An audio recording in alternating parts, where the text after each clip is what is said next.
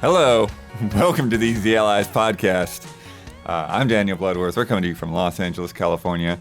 Early this week. Is it? Oh yeah. For us. It's Tuesday. Oh yeah, it's Tuesday. Yeah. I was looking at the Believe it or clock. not. It's 7 o'clock. That's not early. I'm so light joined outside. by Brad Ellis, Blah, blah, blah, blah. Michael Huber, Yo. Michael Damiani. Hi. We got Isla Hink. Hey, We got Dawn. he says hi. Oh, we got somebody else back there too. Do we? Gabby's back. Yeah. She smiles angrily. Angrily. Uh-oh. She's tired of that bit already. In italics. Friends, it's the end of a long week. The preparations are minimal. If there's not B-roll, do not worry about it. It's fine. It's gonna be a nutcase podcast, gang. Don't send corrections for B-roll. Do not send corrections for B-roll. There are no corrections, by the way. But that's not happening this week. Yeah. None. Perfect week, dude. We did No, I perfect. just did not want to. Blood, just play along. No corrections, dude. Blood. Yeah, we got the second half of Summer Game Fest festivities. All of the unofficial stuff Jeff has claimed anyways. Stuff that I thought wasn't going to count for stuff that Jeff wanted. He's like, oh no, that stuff counts too. It's like, oh, sure, cool. But yeah, we got Xbox to talk about. We got Starfield to talk about. We got some PC gaming stuff we might throw in there. Capcom did something. Capcom. We love you, Capcom. Ubisoft Okay. showed up though. Acceptable F. It's all right. Resident Evil 4 came out this year. You're okay. Yeah. And Street Fighter. And Street Fighter 6. Immunity. Diplomatic immunity. Yeah. We've had a Final Fantasy thing happen. They were Yeah. just here. That was fun. Yep. But yeah, I guess we'll start Xbox stuff. What sticks out? We started with Fable. Let's start with Fable. Say it. Say it, Huber. Say the line. Let's talk Xbox. Let's talk Xbox. There you go. Let's. Yo, Fable looks sick. Yeah, very promising. Fable looked really awesome. The vibes were correct. You know, I think that was one of the concerns. Is like, how are they going to do the humor? Yeah. You know, in In 2023. Exactly. And I thought that trailer just really conveyed the tone of the game in a promising way. Yeah, definitely. Especially with a new team taking over the franchise. Yeah. Yeah, I mean, I get what you're saying there. To me, this was not enough for Fable to show back up. No, it's not enough. not Of enough. course not. But it's Yeah. at least a taste of the tone of the series Yeah. that we're gonna get. It's I definitely a guess. taste of the tone. I just And feel it's like in-game footage, they say, so, I mean, we can kind of get a sense of what it'll look like. In engine footage, In they engine. could have used the They said engine to in-game, render though. They didn't say in engine. They said in-game Did it footage say- on the bottom. It said All right. in-game footage. Okay. okay. But it doesn't look like you're playing in game, right? Like you don't know what the game plays like. Yeah, of course, of And course. I think that's the Grain thing. of salt. Yeah, of course. It's like we needed, like, even if it wasn't a lot, we needed I would like- some gameplay. Yeah. 30 seconds uninterrupted or something. Otherwise, you should have just like kept it to yourself until you were ready for it. I don't know. It's just a weird one for me because like I'm very, very curious what this team does with this game, Sure. Yeah. and Yeah. I, like you said, the tone is cool. Yeah. The reveal and all that stuff is great, but it's just like I don't know what we're doing. Yeah, we get Yeah. brief snippets, I think, at the end of the trailer where the character's running from like a giant or something. Yeah, but like that's the thing. It's gameplay, like it's but hard yeah. for me to even like. There's a couple Like, of that shots in looks- there that are that looks gameplay, easy to right? me. Yeah. That looks- But it's like for the most part, I'm like, how do we even get here, right? Yeah. Yeah. Like, how do we explore and get into this situation? To be fair, you could be like, these could just be QTE sequences. Definitely, like definitely. like cinematic fights. So Yeah. I think we want to see like the moment to moment course. gameplay. Yeah, always. I want to. Yeah, Yeah. of course. Yeah, And of that's course. That's where I'm That's standing with that. always what we But I'm want. also with you that like, hey, if it looks anywhere like that visual fidelity, that's Yeah. a very good looking game. Mm-hmm. And yeah, like the tone of it, like I think I like this direction. It's just I Totally. just need to know what it's gonna be like to play this game. Yeah. Yeah. I agree. And I think, rather than like repeating ourselves for every trailer or whatever, like I feel like that is sort of Yeah. that is my feeling Yeah. of the Xbox show is it's like you had a lot of good stuff, but I didn't see what it is. Yeah. Sure. I don't know what this game is. Yeah. And I am not like disappointed in it. I'm not like like I'm not let down, Yeah. but I just like I still just kind of left hanging. Yeah. Blood, I'm a little more forgiving on games we just are now hearing about for the first time. You know, it's like their first debut, I guess. Yeah. But for games we've known about for years that are announced, like Fable, I guess, for example, or Hellblade or whatever, it's just like, yeah, I wish there's more there on those ones. Yeah, it's the thing. It's like you've already been Yeah. waiting from an initial pitch trailer, and then you just get another pitch trailer, and it's like, okay, when are we gonna see it? Yeah. Yeah. Yep. Yeah. For sure. And speaking to that, an initial Yeah. pitch trailer that sold me very well is South of Midnight. Yeah. Yeah. Really cool vibe. Incredible vibes, but like you're saying, Blood, what is the game? Right. What even is the game? Yeah, because I mean, and I think actually it's a fair point because like I really, really love the look of this. Yeah, I love yeah. the style that they're going for. But Vibes through the roof. Yeah. but off the but, charts. But I felt the same way about We Happy Few.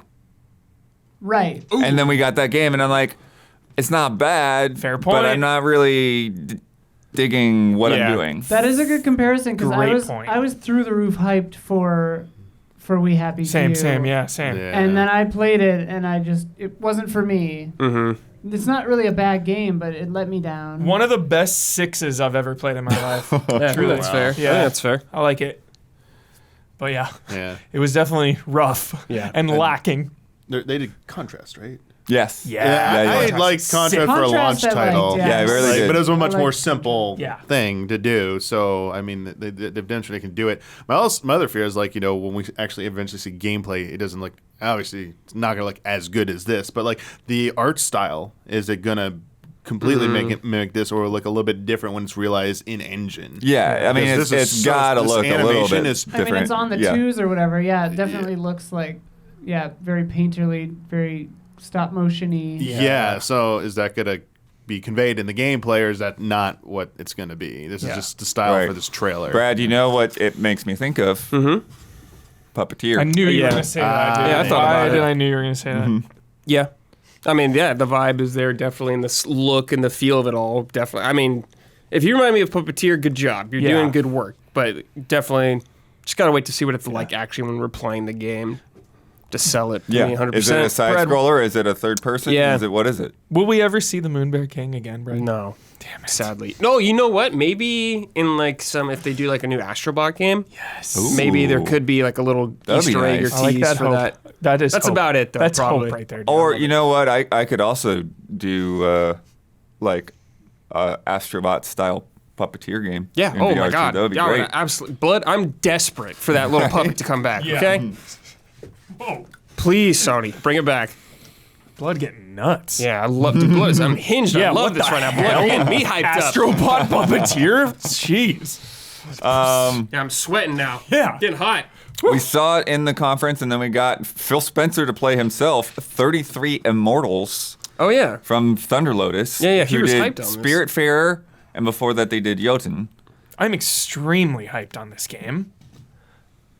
I'm hyped, one, because like Spiritfarer and Jotun are awesome. I never finished either of those, full disclosure, but they're really Jotun's awesome. really quick. I know, Yeah. for sure. You were always trying to get me to finish that thing, for sure.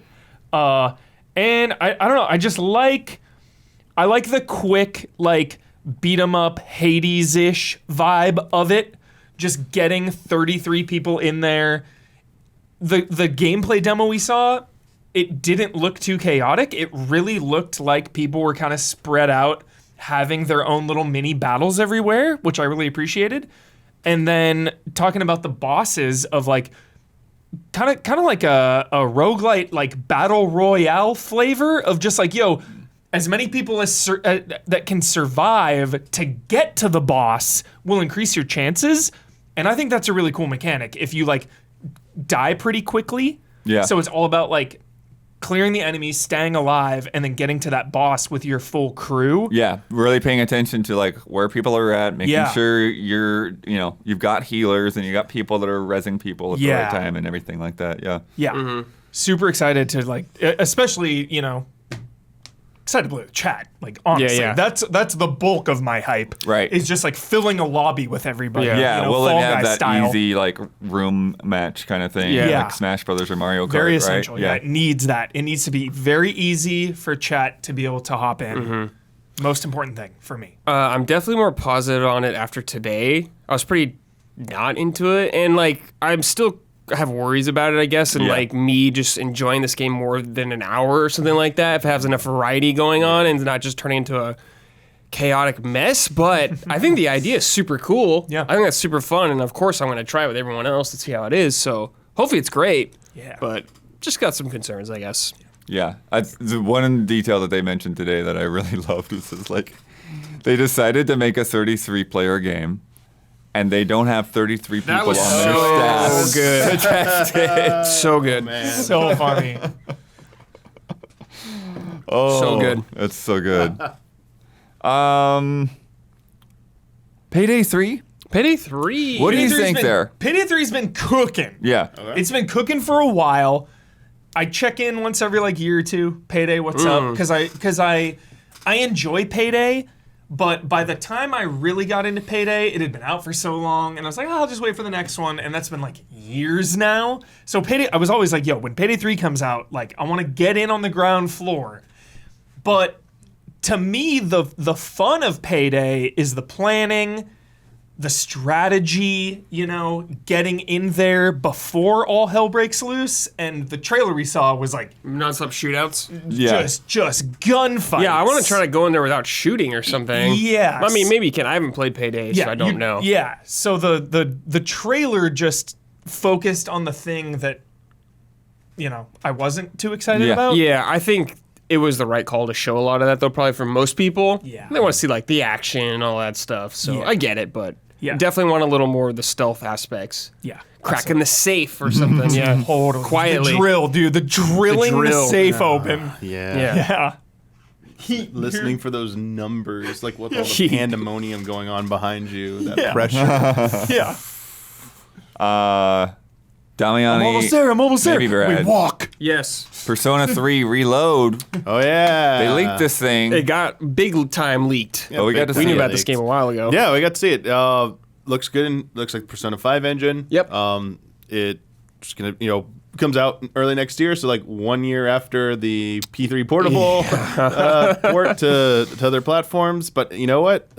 Persona 3 is my favorite one. Really? I Yeah, I will told you that. absolutely love playing through it again in a new way. Like this P3 portable was like a refresher for me. It'd been a few years. This is gonna be like the brand new kind of experience. Very curious if it's how faithful it's going to be to the original. Any like changes are going to be made.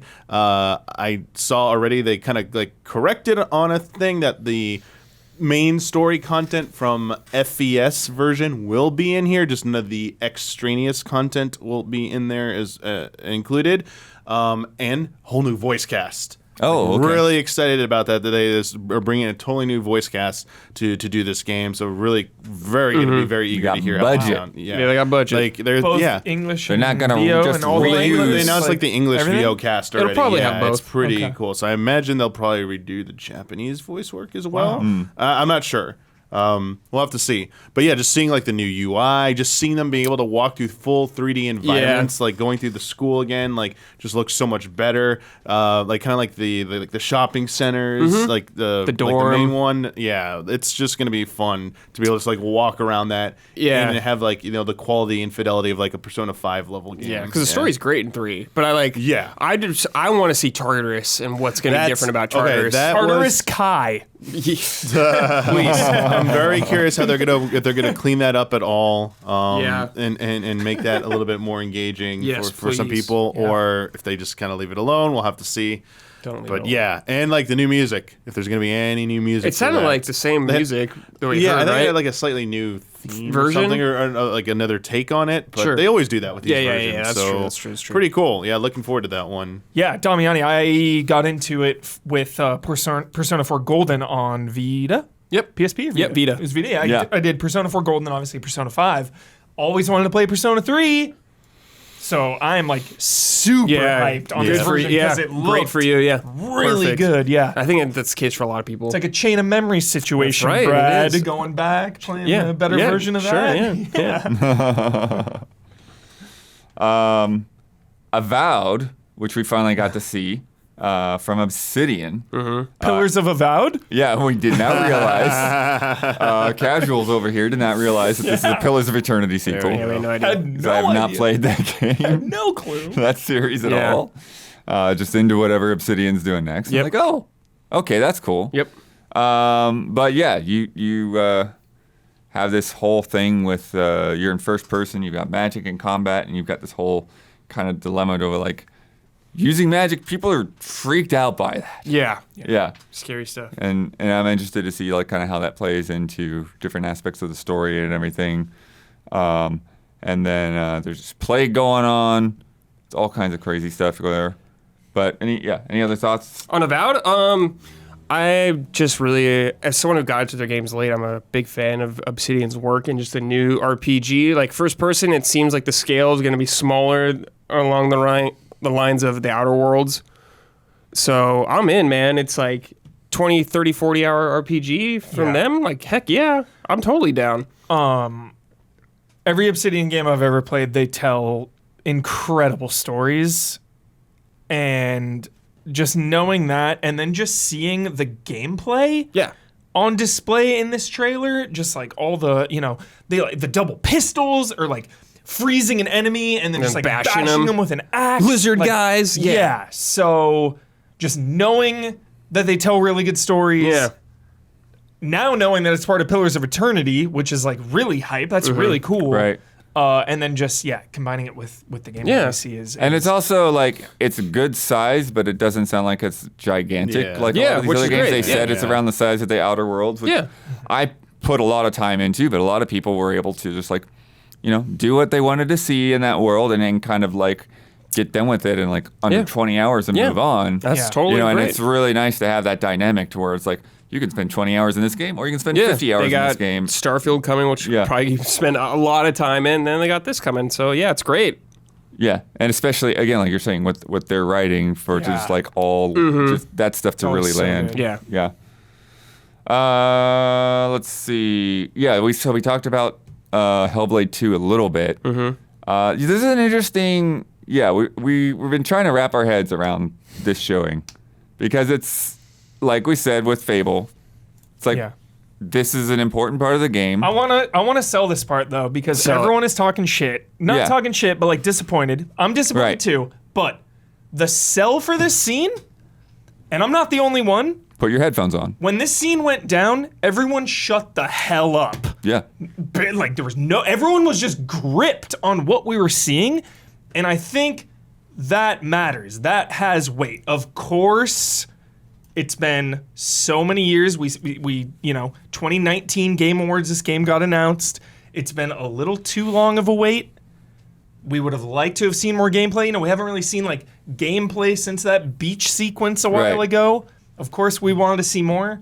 Yeah, But, and it's like this is like one of the more intimate moments. You need to settle into it. This is a very big part of what this experience is going to be like. Yeah. But I also understand on the other hand, it's like, okay, we see big cinematic set piece, and then we see quiet, kind of almost walking simulator kind of moment.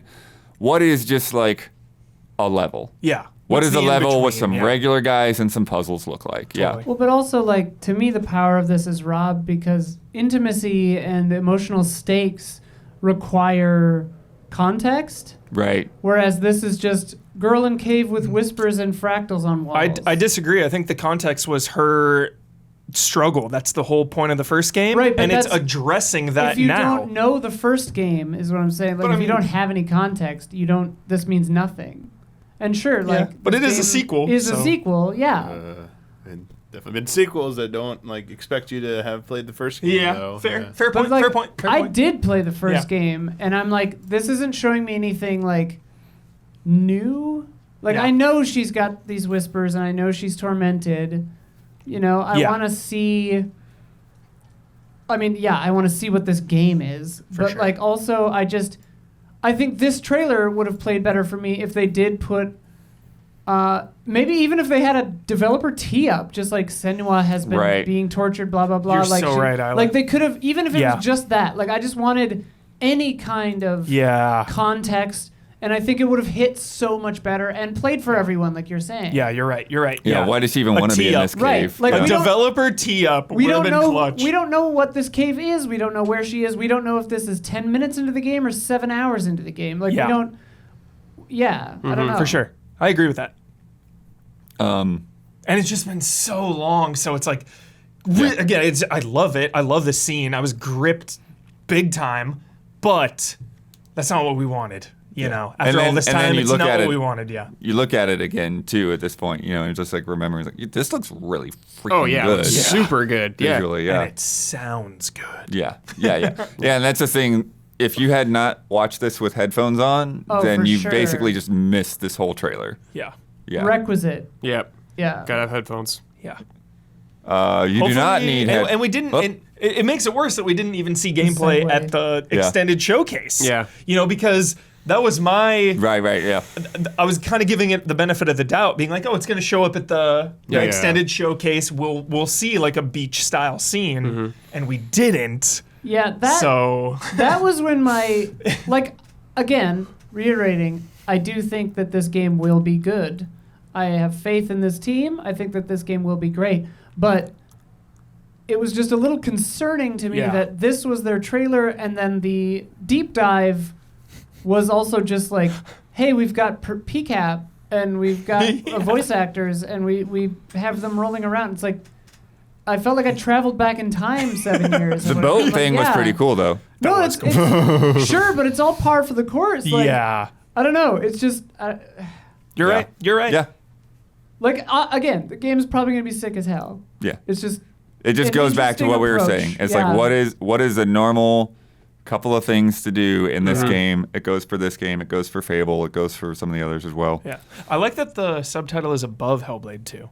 Senua's Saga Hellblade 2. Yeah. Instead I of think it Hellblade might 2, be the Senua's Saga. title. That's the way the title is. Yeah. That comes first. I like it. yeah. Yeah. And I mean, like kind of like Blood was saying, this might come down to a direction issue for this showcase. I mean, I don't know, but maybe somebody was saying like, oh, we want XYZ type of trailers. We want to do this and that. I have no idea, but like this is a prevalent issue with this conference, was that it was just kind of like weird CG trailers and not a lot of gameplay, like you were saying. Yeah, Very much true. the promise of 2024. Yeah. Yeah. This trailer is just so good. Like a Dragon, Infinite Wealth. Yes. So he just is it Ichigo? Ichiban. Ichiban. Yeah. Close. Yes. Ichigo is Bleach, right? Yes. Yes. I also heard Kazuma's in this game. Oh, interesting. He Yeah. just wakes up on a beach, presumably Hawaii. Hawaii. Yeah. I guess, yeah. And it's got no clothes. Just Yeah. naked. No clothes. No idea what's happening. Yeah. Oh yeah, Diamond Head right there. Yeah. So it definitely looks more like Hawaii. After so many Yakuza games, personally, I've been feeling a little fatigued. I've been playing these games for a long time, and not only a long time, but like a lot recently too. With Kiwami, Yeah. 2. Rapid fire on those It's games. been Judgment, Like a Dragon. It's Lost Judgment. Ishin. It's just been like nonstop. So I've been kind of feeling that like Marvel MCU fatigue, where it's just like, all right, like this is a lot of these. And the change of setting, I think, is exactly what I needed. Yeah. And I'm extremely excited about this. And it's just a hilarious trailer as well. Yeah. But I am excited to see Ichiban as a literal fish out of water. Like he's just like washed up on a beach. Like, where the hell am I? Like, Yeah. It's good. Yeah. I agree, Hero. I'm glad it's Yeah. a new setting. Like, Yeah. obviously we love like Kamurocho and all that course. stuff, but it's like fish out of water for them is Yeah. really exciting. yes. Like I know in 3 there was like Okinawa, I Yeah, think, yeah. which is like there was beach stuff, but like Yeah. here, And like 6 too. Like Hawaii. Yeah. Really I cool. like that Yeah. the lady in the trailer gives him the benefit of the doubt. She's like, dude, you're naked. Yeah. Maybe he doesn't know. Oh, this is okay. This is funny. This is a little bit of a side. Press release? I just got a press release. Persona 3 Reload and Persona 5 Tactica coming to additional platforms. Yes. Oh. They wanted to clarify that it's like also on Yeah. Yeah. PC, and PS5, and PS4. That's not surprising. They probably had an But embargo yeah. for a little bit. They didn't say anything about Switch, did they? Tactica is on Switch. Oh, they didn't say Reload's on Switch? Reload is not on Switch. I assume Infinite Wealth is going to be turn-based. Yeah. Yeah, I think so. Yep. For these ones, it seems Yep. like, yeah. They said that, right? Yeah. That Yeah. that Yeah, version they're is basically they're turn-based. splitting them. Yeah. Yeah. Cool. I'll see. If But I got wonder anything how, on like, vanilla. I wonder if we're going to have an entirely new party, because if Ichiban gets, like, washed up into a strange place, I think some familiar people will show up they'll, like, eventually. fly in or something later. Yeah. Or they're with him and they got separated or something. Yeah. Yeah. Yeah, it's like the Hangover. They gotta figure out what happened and stuff. Yeah, exactly.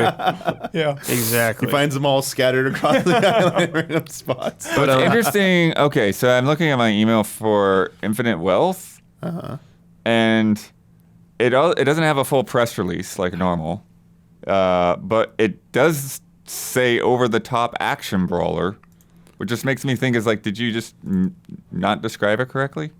Let me see. Maybe. There's a lot of games. Yeah. Okay, I do have another press release, so I don't know why they had two emails like that. Give us the deets. Give us Yeah. the deets, blood. There's not a lot here. Oh, man. It does say direct sequel.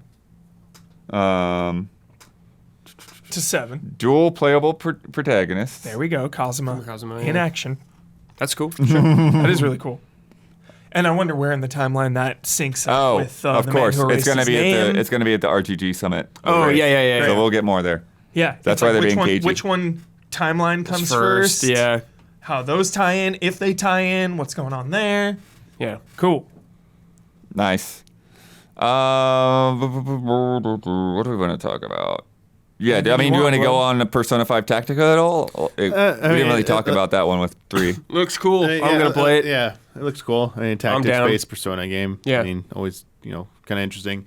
Nice it's on Switch. I was just really surprised you said P3 the Reload was not going to be on Switch, because there's a whole thing about the joke about Atlas announces their Switch ports last. And so Yeah. people thought they were withholding the announcement for like a partner direct. It's rumored to Maybe be they happening withheld soon. some of But the if other it's platforms. confirmed Tactica's on Switch, then I don't think they're. Oh, Right. maybe. then then. it seems kind of. That's true. Yeah. Interesting. But the other Atlas game, the one you'd. oh, been I was waiting waiting to see if Blood would get to Oh, that. Yeah, I haven't. We'll definitely get to it, but yeah, I'm just going in order of the conference Oh, at the moment. I wouldn't let that slide Yeah. down. Yeah. No. But one I think Huber would probably want to talk about, Jusant, the rock climbing Oh, game from man. Don't Nod. Yes. Yeah, dude. Yeah. Don't Nod meets freaking Team Eco. Like, yeah, dude. Super excited for this. Not much to go on other than just like a meditative vibe, which I'm always down for, and which Don't Nod is really good at. Just so many quiet moments in their games when you can just vibe out, chill out, feel the emotions. And I'm just on top of I keep forgetting the damn name, Banishers. Oh, yeah. Banishers. Like, Don't Nod, ever since they've broken away from Life is Strange, I feel like they're so hungry to have their Franchise? big franchise. They're like, they're staple of the industry. So I'm just rooting for them so hard. Yeah. Because I really love all their games, even like, ones that are just okay. I still love them. Yeah. Yeah. I'm so in on this game. Yes, Nice. dude. Like maybe yes, I wasn't in Damiani. like completely in on their past works, but just Yeah. the vibes of this. Plus, like when they showed like I don't know if it was actual gameplay, but like what looked the conceptual gameplay of Yeah. it. Absolutely. Just That creature. Yeah, you got Yeah. lower guy in your backpack, and they make things grow and stuff. And then you get up into these like cliffside villages, and Yeah. things wrecked on the side of the mountains putting and all in that. your hooks and stuff, Yeah, and that's like having cool. to like you'd have to find paths. Like Yeah. And there is a demo for this. We just haven't got time to Right. check Yeah, it that's out yet. right. Wait. Yeah. I gotta play this. Yeah. Yeah, it looks really cool. Definitely want to do that. Yeah. And it's like, is it just one big mountain? Or is this just one location in the Yeah, game? it's hard to say. Yeah. Right. Still a lot of Right. questions. And how much, are we kind of getting led to think that like, oh, this is all about rock climbing when maybe it's not? Yeah. You know, Oh, like maybe this yeah. is just like one little aspect of this game. Maybe there's a part where Yeah, you 'cause got they a show- torch in the They show this darkness. beach at the end, yeah. They show a bunch Like- of, they show some other stuff, so like maybe There's still a lot of climbing even in these other environments they show though. yeah, In-game footage. yeah. I'm Quality not final. I'm Yeah. in. Hell yeah. I'm rooting for them so hard. That's I love cool. Don't not. I did accidentally skip one. Roll back a little bit. Kunitsugami. Oh my god, yeah. Path of the Goddess. The new Capcom IP. Capcom. Freakazoid Hands. I'm so curious about this game. Yeah. I'm so curious to see what it is. One, because it's Capcom and they've been on a freaking roll for the last couple of years. And a new IP from them with like, we still don't understand what this game is fully. Right. Like how it's exactly going to play. It looks like you can kind of banish things to get allies for certain things like that, but there's some character action to it. But there's so many questions I have, but I was immediately drawn to it visually. And just like the setting's awesome. We thought it was going to be Onimusha for a second, but it's Sorry, like, that was me. I didn't That wanna said the believe, word. I yeah. said the word. it's okay. I'm not upset. Heroes, Well, I mean, but it's okay. and then there's like the speculation of like, well, was it at some point? And do they feel like, Yeah, Oh, when, yeah. when none of you bought Onimusha Remastered, they were like, okay, let's just make it its own thing. It's all your fault. or listeners. Yeah, potentially, thanks. you know, on a more creative, you know, line of speculation that, you know, they started making something that was, you know, sort of an Onimusha sequel, and they had other ideas that were like, the Onimusha fans aren't going to go for this, or they're not going to feel it, so let's keep going with the ideas and follow that rather than just like making a sequel. Maybe it's the Inafune stink on it. They don't want any part of that. I mean, Mega Man's still getting not that much. Yeah. But there's definitely a lot like that they show that's not just like fighting things, but also like interacting with the environment. Yeah. And like with the hands going across the village and Oh, the it's weird so cool. zipper floor thing that it does. Like, yeah, I'm really curious Mm-hmm. as to sort of what the direction of this is, because it does almost feel like, you know, kind of like a Zelda light sort of vibe going on sure. with like opening up of these doors and all of that. Sure, yeah. And the door is just like slicing open a Yeah. demon's rib cage. Skin first. Yeah. Yeah, Capcom's coming at us with a new IP. Yeah. I'm Eyes listening. up. Yeah. Eyes up, y'all. Eyes up, Guardians. Yeah. And when they do Prime. have Whether they enemies, there's a lot of Exo Prime. enemies. Eyes yeah. up, dude. Exo Prime. Eyes up. Give it a shot. Robot Ryu. Yeah.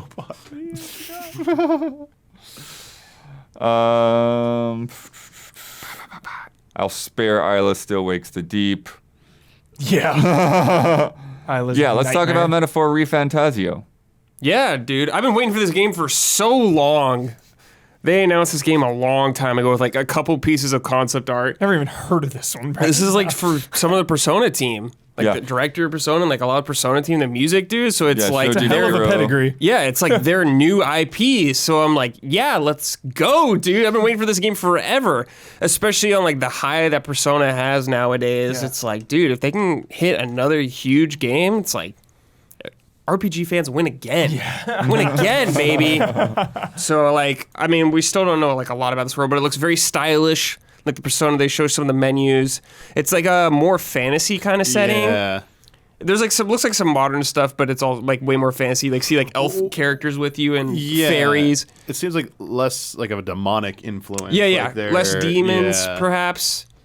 But like it's hard to say for sure. But it definitely has a different vibe and setting than Persona. So I'm very into that. But if it's quality turn-based combat with bonds, that's what the new Bonds. thing is called, Hubert. Bonds. Yeah. Literally called bonds. Yes. Yeah, it says like specifically here, embark on a journey overcoming obstacles and forging bonds with friends. Yeah, there might be some demons. Full still. scale fantasy Yeah. RPG. And then Nothing they better. just list the staff. They don't really go into much of the system, so you have Right, to kind yeah. of like just kind of pick it up as it goes. Still ways to go, probably, but it's exciting for me, Blow Earth, and to get like a pretty decent look at it. Can't complain too much. Getting Yeah. to see some gameplay in it, some Yeah. cool cutscenes. Hell yes. Get to see story those stuff, menus story in dance. there. Yeah. This was my favorite game at their show, and maybe all week besides Rebirth. But hell yeah, Metaphor. Yeah. Yeah. Keep Was it there a up. 2024? There it is. Yeah. Okay. Well, it's Atlas, so. There's a tooth on that eye. Yeah. It's a tooth with eyes on top of that eye in the trailer. I Shout don't know out. what's going on there. Alice, shout out. One that we weren't quite sure what to make of at the conference, and we got to know more today. Towerborn from the Banner Oh, yeah. Saga devs. Yes, dude. Yeah. This it's like a co-op adventure. There's a gigantic tower in the center. Yeah. And then it looks like you kind of have like a hex-based map around it that you kind of clear out. Yeah. But then like you do like co-op combat, almost beat 'em up-ish. Gives me strong Dragon's Crown vibes. Yeah, definitely. For Absolutely. sure. Banner Saga is incredible. So hopes are very, very high here, Bloodworth. Extremely high. And you know me, I'm always looking for some more beat 'em ups. Yeah. Let alone co-op beat 'em ups. So, I mean, most beat 'em ups are co-op. But Most. yeah. Really intrigued by this Bloodworth. This is definitely one of my favorite things we saw. Just need to see more, see how it plays, see how it goes. Absolutely. See, Yeah. like the combat seems Because yeah, good, we but are it's going. like how deep is it? Is it just like you're mashing it out? Yeah, because It looks really simple. We're going in from a strategy, full-on turn-based strategy game. Yeah, the combat Into an advantage action is combat game, so yeah. sick. So And they have upside down noodle bowls as pets. Yeah, that's fun. Sure, why not? Yeah. Yeah, it looks like a good time. Just a damn good time. And I also want to know how co-op works. Yeah. I really want to know how that works. What's the structure? in progression and all You that know, kind of is stuff. this a game you're going to want to go through the entirety with your same group? Is this going to be like jump in, jump out? yeah. What is that? What's it going to be like? What does that look like? Progress carryover? Yeah, yeah. There's a lot of co-op questions because the main draw for me for this is the co-op nature. Yeah. So I need to see that. Yeah, and they did mention stuff like seasonal expansions and stuff like that. So it's like they want you new to stories and stuff. They Lifestyle. said. ever-changing worlds. Like they really want you to be coming back into this. Yeah, Battle on a Pass, regular get basis. I don't know. I don't think they'll do Battle Pass kind of thing. But yeah, I can't wait to see that. Yeah. Drop it. And we're going to support it post-launch with our first season. I also love the way that they've handled the art because that was one of the like mind-blowing things about the Banner Saga, were these beautiful painted backgrounds, and they've found a way to really blend that in with 3D characters and the cell shading style that feels like it fits the world pretty well. So it looks nice. What's your hype check, Blood? I mean, I think I'm like you. I think I need to see how it plays. I need to see, how much of a factor the story is in, because the story in the Banner Saga is just incredible, and heartbreaking. And I don't know if this game is going for that at all. Yeah. Yeah. I don't really see that in that trailer. Yeah. So yeah. Looked much more jolly. Yeah, for sure. Clockwork Revolution. Bioshock Revolution. Bioshock Infinite in Revolution, particular, yeah. From In Exile. First thing that In Exile has announced since Microsoft acquired them. But yeah, you've got this whole sort of steampunk thing going on. You've also got this like time mechanics. It kind of reminds me of Dying Light 2 in some ways, where it seems like affecting the the areas. repercussions of things that you do in the past kind of change what the present actually looks like or whatever. I like how much Isla loves this thing. The walking- with, like, Oh, the yeah, walking. machine. The walking thing is so funny. The guy on the treadmill. Yeah, that is great. So he doesn't He's- touch the ground. The unwashed must not touch the golden. Yeah. He's too good for the earth. A red carpet wherever you go. Yeah. Some V for Vendetta vibes up in here. Yeah. Yeah. It's such a Revolution. cool It's in the world, name. Yeah. A lot of brass. Yeah. Yeah. A lot of brass City and a of lot of brass. cylinders on these guns. Love Brad.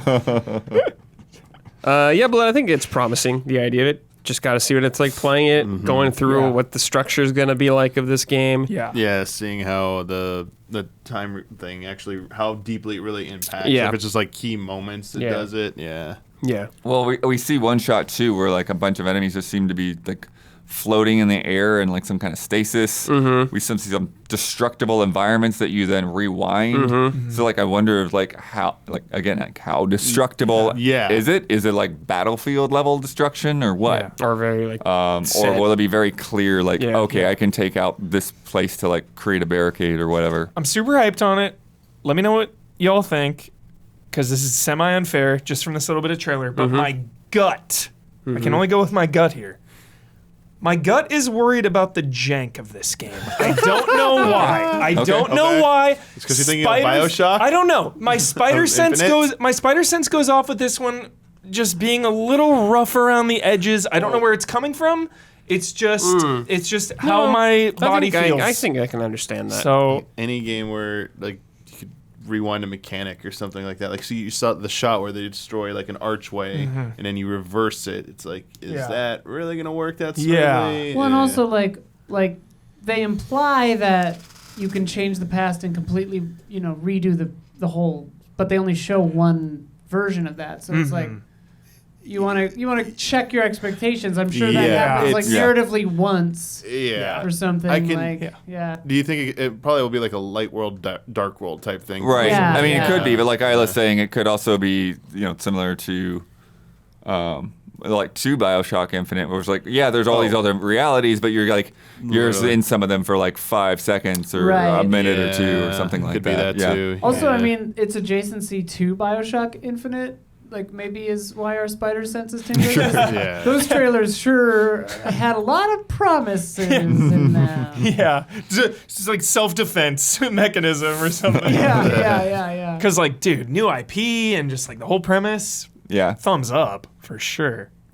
But just In cautiously Exile optimistic 2 on is this more, they're more known for RPGs, so something that's a little bit more actiony, a little bit more first person-y, like you gotta see how it all works out. Yeah.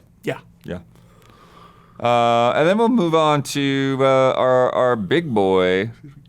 Starfield got a full hour. Great look at it. Lots and lots of it. Like I don't know about every aspect, but it feels like every aspect.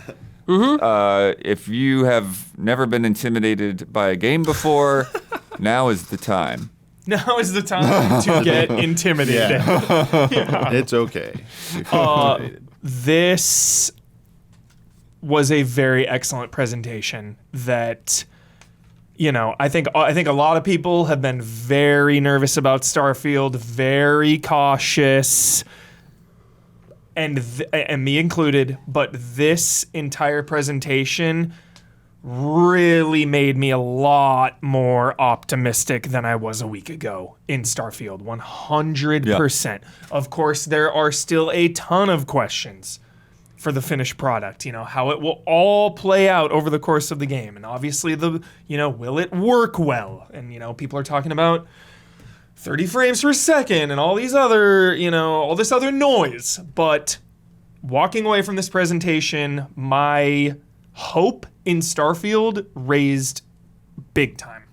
Yeah, because it's got, like just pretty much any element you can imagine. Like they, and when they say 1,000 worlds, it's always going to have a million questions and skepticism to like how robust that will actually be, how interesting those will all be to explore. But that's still a lot of territory, and the cities and stuff that they showed. Yeah, the cities looked so good. Yeah, they looked huge. They looked full of interesting places to go and people to talk to and all of that.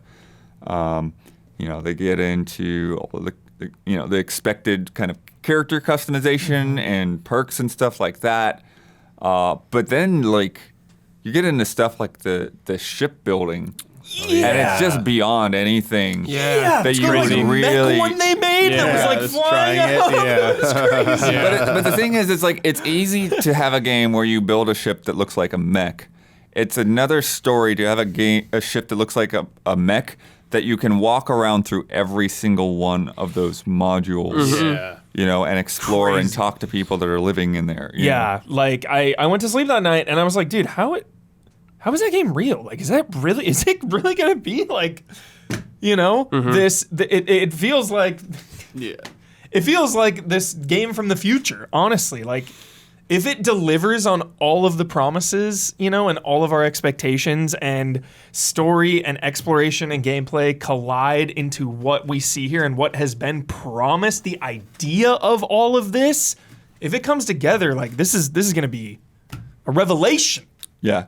I mean, they even threw like an early bone to Isla by having the robot companion say the player's name. Yeah, I love that. If they have my name. Yeah. But I mean, yeah, I guess there's always dumb reasons that they don't, right? But you would think that, like you're saying, like if Forza had it, then share it to the other team. Yeah. Make it work. Brad. Blood, I am impressed by this game. Absolutely. What they've said is very cool. I like the robot companion very much. I cannot wait for him to punch stuff. Well, let me keep praising it. I really am impressed with the spaceship. The spaceship is super sick. The space fights look pretty cool. The cities look really nice. I really can't wait to go in the cities. Yeah. And for a game like this, to me, a lot of it's gonna depend on the stories the game tells, like talking to people and like 100%. how interesting they are. Especially the like over 1,000 planets. Like a lot of those there's going to be filler planets. Hopefully the filler planets have really good stories on there or like exploration and stuff. Yeah. They won't. Yeah, I guess I I guess my fear with this game is it's going to be too big and it'll feel like a waste, a lot of it. Like all these planets, I guess the idea of the number of 1,000 sounds cool to some people, but to me it just sounds like complete filler where I'm going to go on this planet with nothing there and like shoot a rock, I guess, and like that's kind of neat, I guess. Right.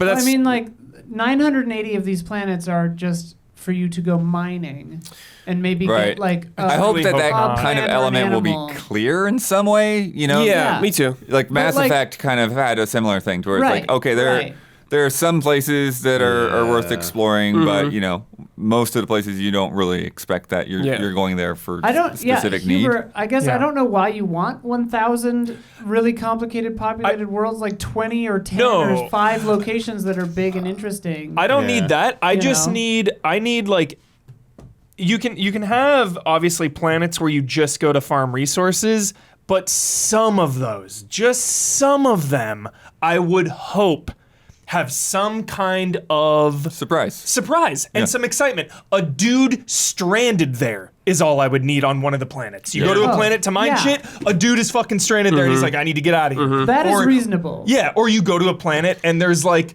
some faction that's doing something, or like tiny little like smugglers are there. Like just some way smaller stuff. You said the word stories, and I was like, well, like those to me are like yeah. I guess encounters would be more what I mean. Yeah. Like encounters and surprises as well, Bloodworth. So what I was trying to say is there's all this there, and there's cool ideas like spaceship stranded, picking up someone, but with all of this there, I feel like how many times am I going to see this throughout my journey? Like I'll do the first 5 or 6 maybe, then I'm worried about it all just feeling like fluff and like I'm just going to be ignoring a lot of stuff, and that's going to happen in a game no matter what, because of how big this is.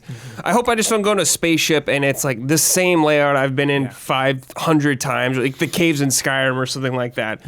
I'm afraid of that, and I'm also afraid from a technical standpoint how this game's going to be. I mean, I'm sure it'll be one of hopefully they're better releases, but they do not have a good track record. Well, when yes, I know Matt Booty said it would be the most one of the least bugs. Of course he's going to say that. Well, but no, I mean he says it They always already say is. Yeah. Like it already is, and they already have like QA from across Microsoft Game Studios. But I've heard stuff from them before. It just works, and it always doesn't always work, Bloodworth. So I'm going to be very cautious, of course, but like, of course I'm very curious to check this game out and see what's going on. Like the shooting looks much better, so I'm pleased with that the too. combat looks cool. So the combat looks very good. Yeah. And still has, the Bethesda options of all of these different the ways. traits, the skills, And the roles of your character, the backstory of your character, I thought was presented really well.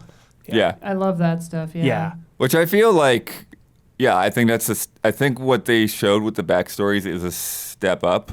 From past Bethesda games. Like I've gotten a good taste of that with what Obsidian's done. But I feel like sometimes I didn't always connect, like my character in Skyrim or whatever. It's like, he's just whoever to me, you know? Sure. Like, I don't know who he was before this, cart happened or whatever. I'm also concerned about, this is definitely a looting mineral gathering game. And my least favorite part about Skyrim, my biggest criticism, is that you don't need anything in that game.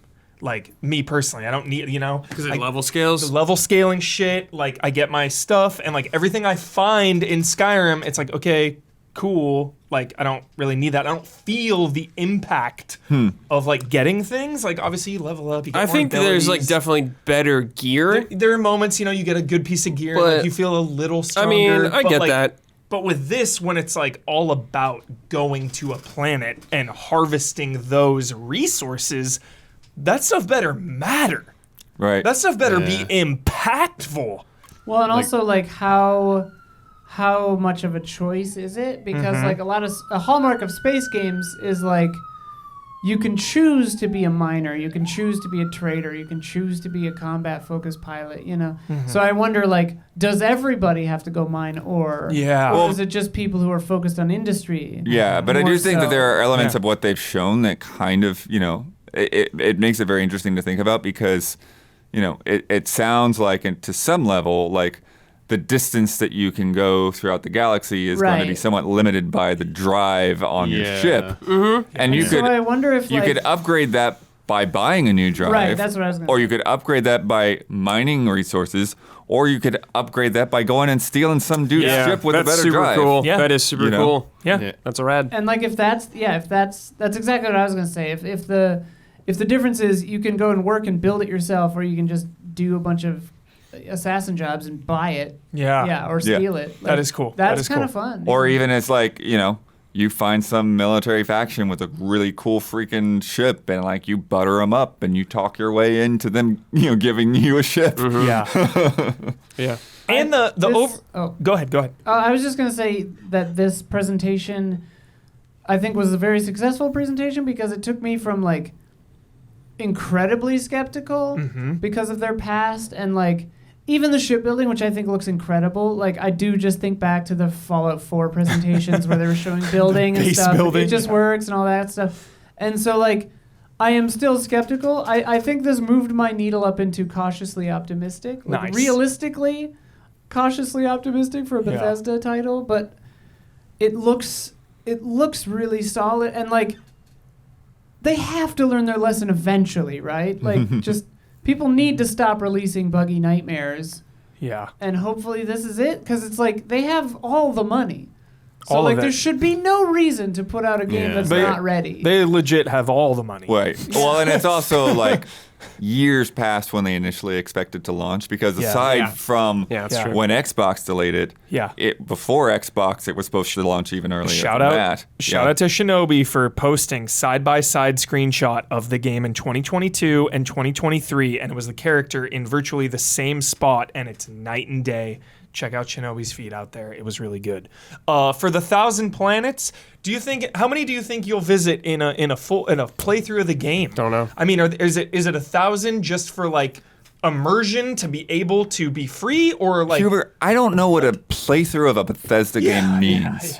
Right? Yeah, it's so I wildly remember different. I spent Yeah. like months playing Fallout 3, and then Matt Blair like started it and finished it in like an evening because he just did the main quest, and then he never had any desire to go back to it. And I'm just like, what? But there's so much this Yeah. over here and that over there. That Didn't need it. He didn't need any of it. and he just played bounced Oblivion. because he had finished it.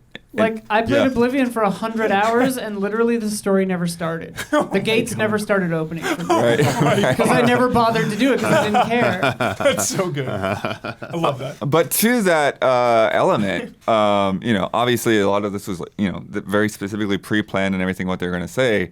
But I really liked that they brought people from across the team Yes, it was just in so well different done. parts to sit there and tell their stories and talk about the dumb, weird things that they do. And it's like, I go around stealing sandwiches every time I raid a ship. Blood, you are so effing right, dude, because they have all the money, obviously there's going to be console wars out there, people rooting against it, but to see the human element and the devs being super passionate about it, it came off as real, Yeah. The presentation was great. Yeah. It felt very authentic. Yeah, Yes. it was good. Yep, Yes. absolutely. It is weird how the sandwich thief joke did give me a lot more hope in this game. Yeah. Because that is was what I wholesome. would always do in Morrowind and stuff. Is just like I picked a thing and I would steal it from everyone. You know, Yeah. like books usually, and like that's the kind of weird shit I want to do in this. Totally. Like pickpocketing and everything. I don't know. Yeah. It could be cool. I don't know.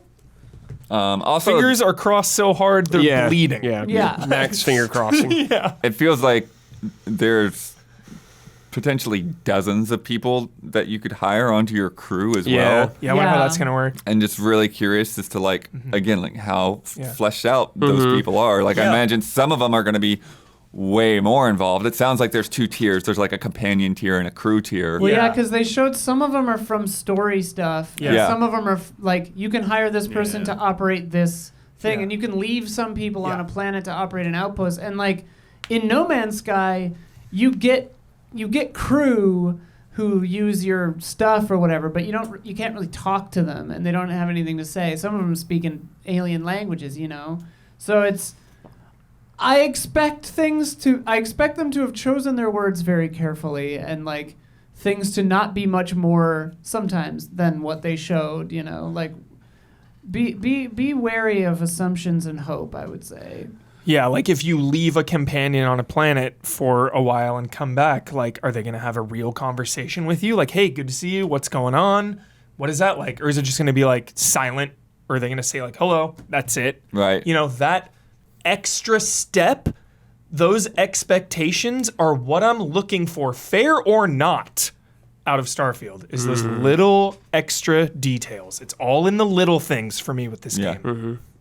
Some little things that I really like.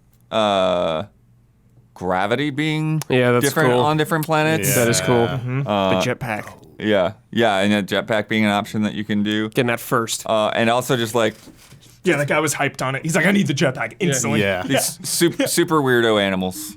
Yeah. Just like every time you see an animal in looked this cool. trailer, it's like, what the heck is that? Yeah. Some big old weird Yeah. periscope eyes. Just the planets are procedural, right? Not the animals? So Like, are the Right. animals just no, like... no, the animals are, yeah. Okay. Like, because even like the robot guy they talked they about said his that some design. parts of Yeah. the plants are handcrafted. Just got it. Yeah. Yeah, some of the planets. Like were the layers or dungeons on the planets or whatever. Probably. like the What they said settlements. was like, if I recall, the planets like geographically were procedural, a lot of them, and then they put in like bespoke little it. elements, and they Got said they wanted the flora and fauna to feel like actual aliens, not just monsters. Yeah. But I don't think they specifically said whether or not the animals were procedural or not, Got it. if I recall correctly. This one also said the atmosphere is also going to affect in distance of stars and stuff. It's going to affect like the lighting on your planet. Yeah, too. that's really That's cool. freaking sick. Yeah, and the level of life. So that I think that's the kind of thing too. There you It's go. like Yeah. you're the planets have to be in the right space away from the star to have Habitable zone. some kind Yeah. of crazy Yeah. animal. And other places you might land on there and like the only thing that can live is like fish. Yeah. Damiani, I know you love space, dude. What is your hype level on just like exploring The ship space? combat with all the different little power changes. Oh yeah, they did the FTL thing. Like Yeah. they have the thing where you could target the different parts of your enemy ship. You could switch power Yeah. to different parts. I mean, not just like shields and weapons, but Yeah. like to different systems to kind of compensate. So that was pretty cool. Yeah. What about just space But- okay, exploration? so What's your hope? I liked how they talked about like they did their research. Like they wanted to go for like a NASA punk look. Yeah. And that they so they had like kind of vision for like the design of like the space tech and the ships in particular. So it's like it should look like something that seems familiar, but also like a little retro at the same time. Yeah, more of an analog feel to it. Yeah. And like I like that a lot because like that's also slightly different. Like that's what they did with like the Matrix. The Matrix are like the Nebuchadnezzar. Like it should feel like something could have been made in today's like believable. Yeah. Even though it looks weird and stuff still, but that's like cool. It's like something that could be made with stuff that's like we see today, but still blows your mind. I'm a little worried about how the ships will like if they're gonna get too like samey feeling that's like as you evolve them because like they are made of those components like and They did showed- talk about different manufacturers with different Yeah. vibes and stuff like that. So I'm curious. like they showed off a handful and there was variety there, but I'm wondering if that is really the limit. It's just like you have There's like probably a few, like 4 companies or 5 companies. Yeah. Maybe, or it could be like Animal Crossing, and Whalen there's like Yutani. a million different, things that they're out there. Which is fine. It's just like how like the functionality of that. Like obviously we mentioned like you can get creative with that, but like if you're looking for something that's like, you know, more functional, like how is that process going to work? And you assume like getting like materials, like whether you're a miner, where you like steal it, whether you strike deals, someone's like a business person to like get those resources to build more components for your ship. And, you know, how is that going to be? Like, am I going to be a little bit like a botany area where it's like I have vegetation in there? So like when I'm out in space, like if I can't find a planet with life, like, oh, I don't have to worry about like food or anything like that. Or, you know, can you have like a science room? If you wanted to like go that angle, like I just don't know. I how. think so. Yeah. I mean, because at least with the outpost, they specifically called out having like research stations and that. They kind of said thing. that about the outpost. It's just like whether or not like what if I don't want to do outposts? What if I just want to be like on a ship in space most of the time? Is that gonna be viable? So and that goes back to the ship designs and like how comprehensive. And I get it. Like there's only so much you can do unique without it like kind of breaking the vision they're doing. Like I'm not expecting like freaking like Cowboy Bebop with wild ass like designs and shit. Like, it's like, I get it. They Like, said Space Cowboy in the thing. they did say No, they Space have a Cowboy. whole. Cowboy They have a Bebop. whole Western area. Yeah, Yeah. they know about it. Yeah, but like, yeah, it's like, you know, it's gonna have its unique designs and go from there.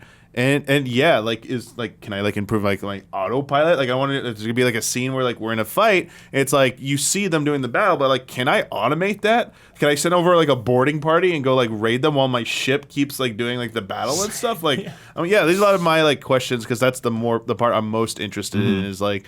Yeah, the spaceship, the space travel, and what you can and that, and yeah, like when you get to a planet, like surveying it and stuff. Like, how much can I do from my ship before I go down? Like, well, how much prep work can you really do from there? So, yeah, it's fun. Like, I want to get like distress signal and be like, yo.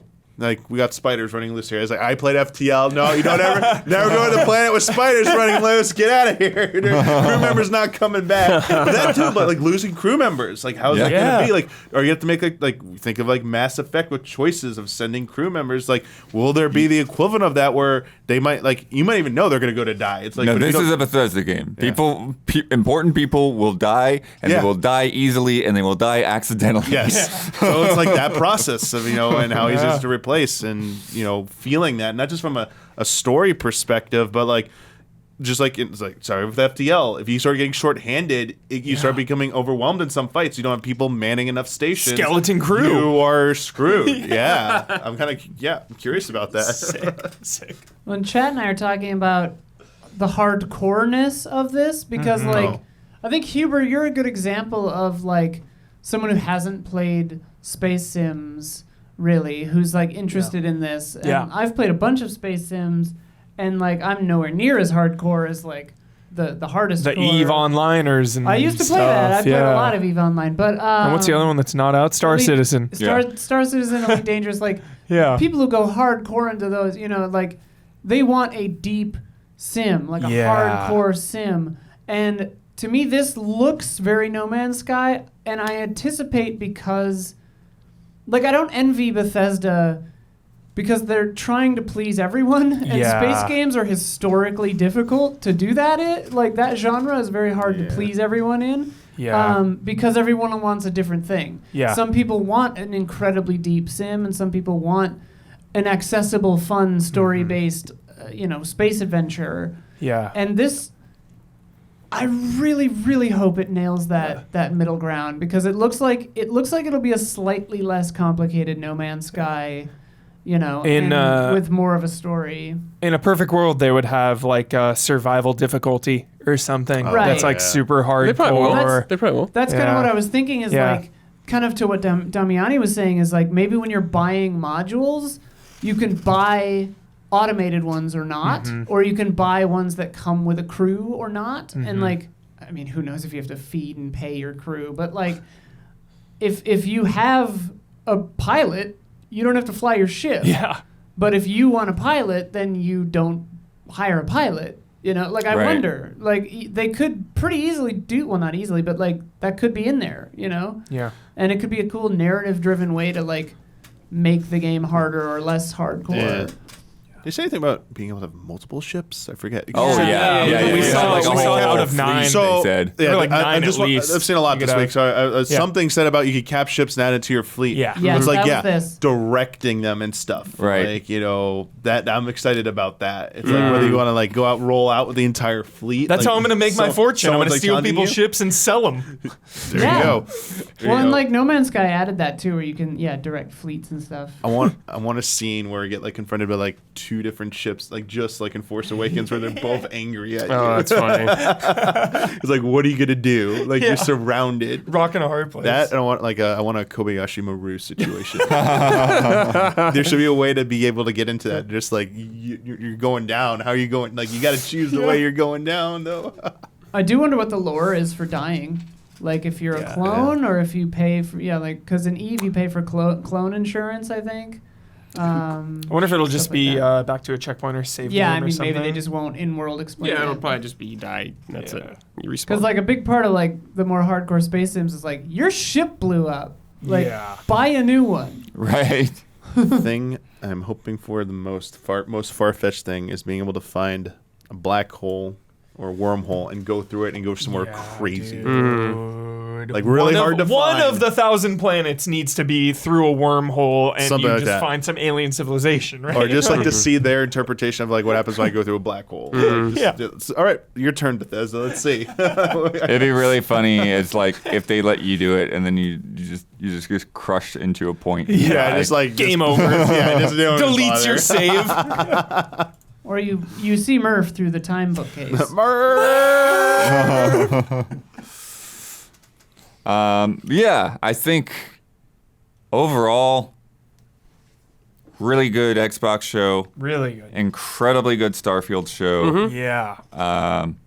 But still, that criticism of a lot of these other games, they needed a little bit of that same Starfield style, like show us some of the game, so it's what it's like to actually play this thing, Yep. Yeah. especially if you've shown us the game before. Yep.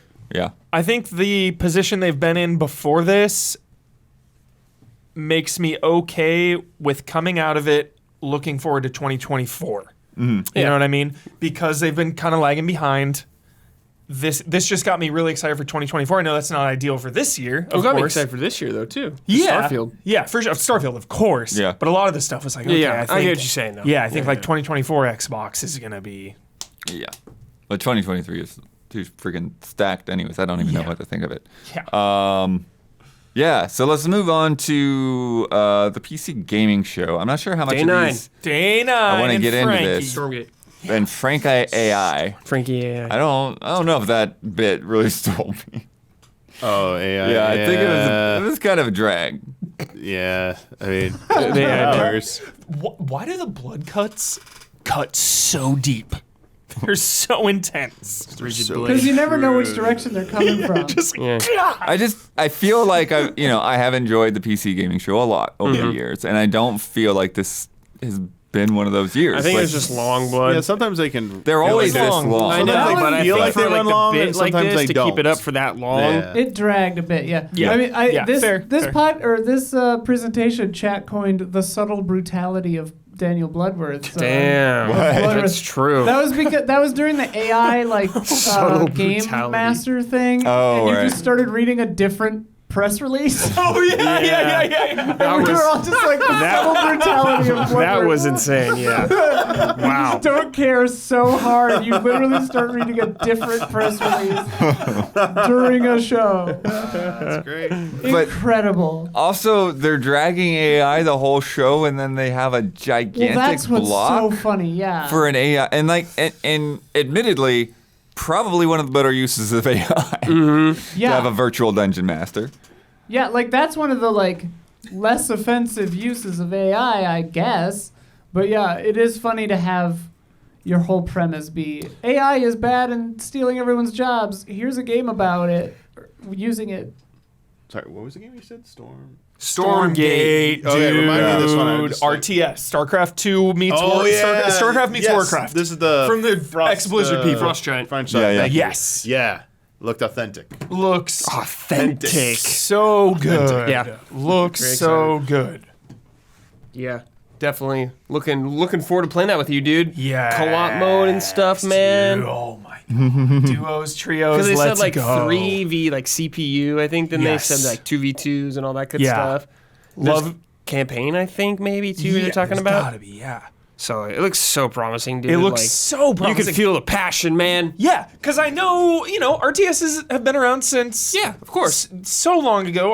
Still going. Definitely one of the things I grew up with on PC gaming: Age of Empires, Warcraft, Starcraft, Command and Conquer. But like, for me, after Starcraft 2, RTSs kind of dipped a bit. I know there's still a bunch out there. They lean towards a little more like hardcore vibes, and obviously StarCraft 2 is really hardcore, but I think the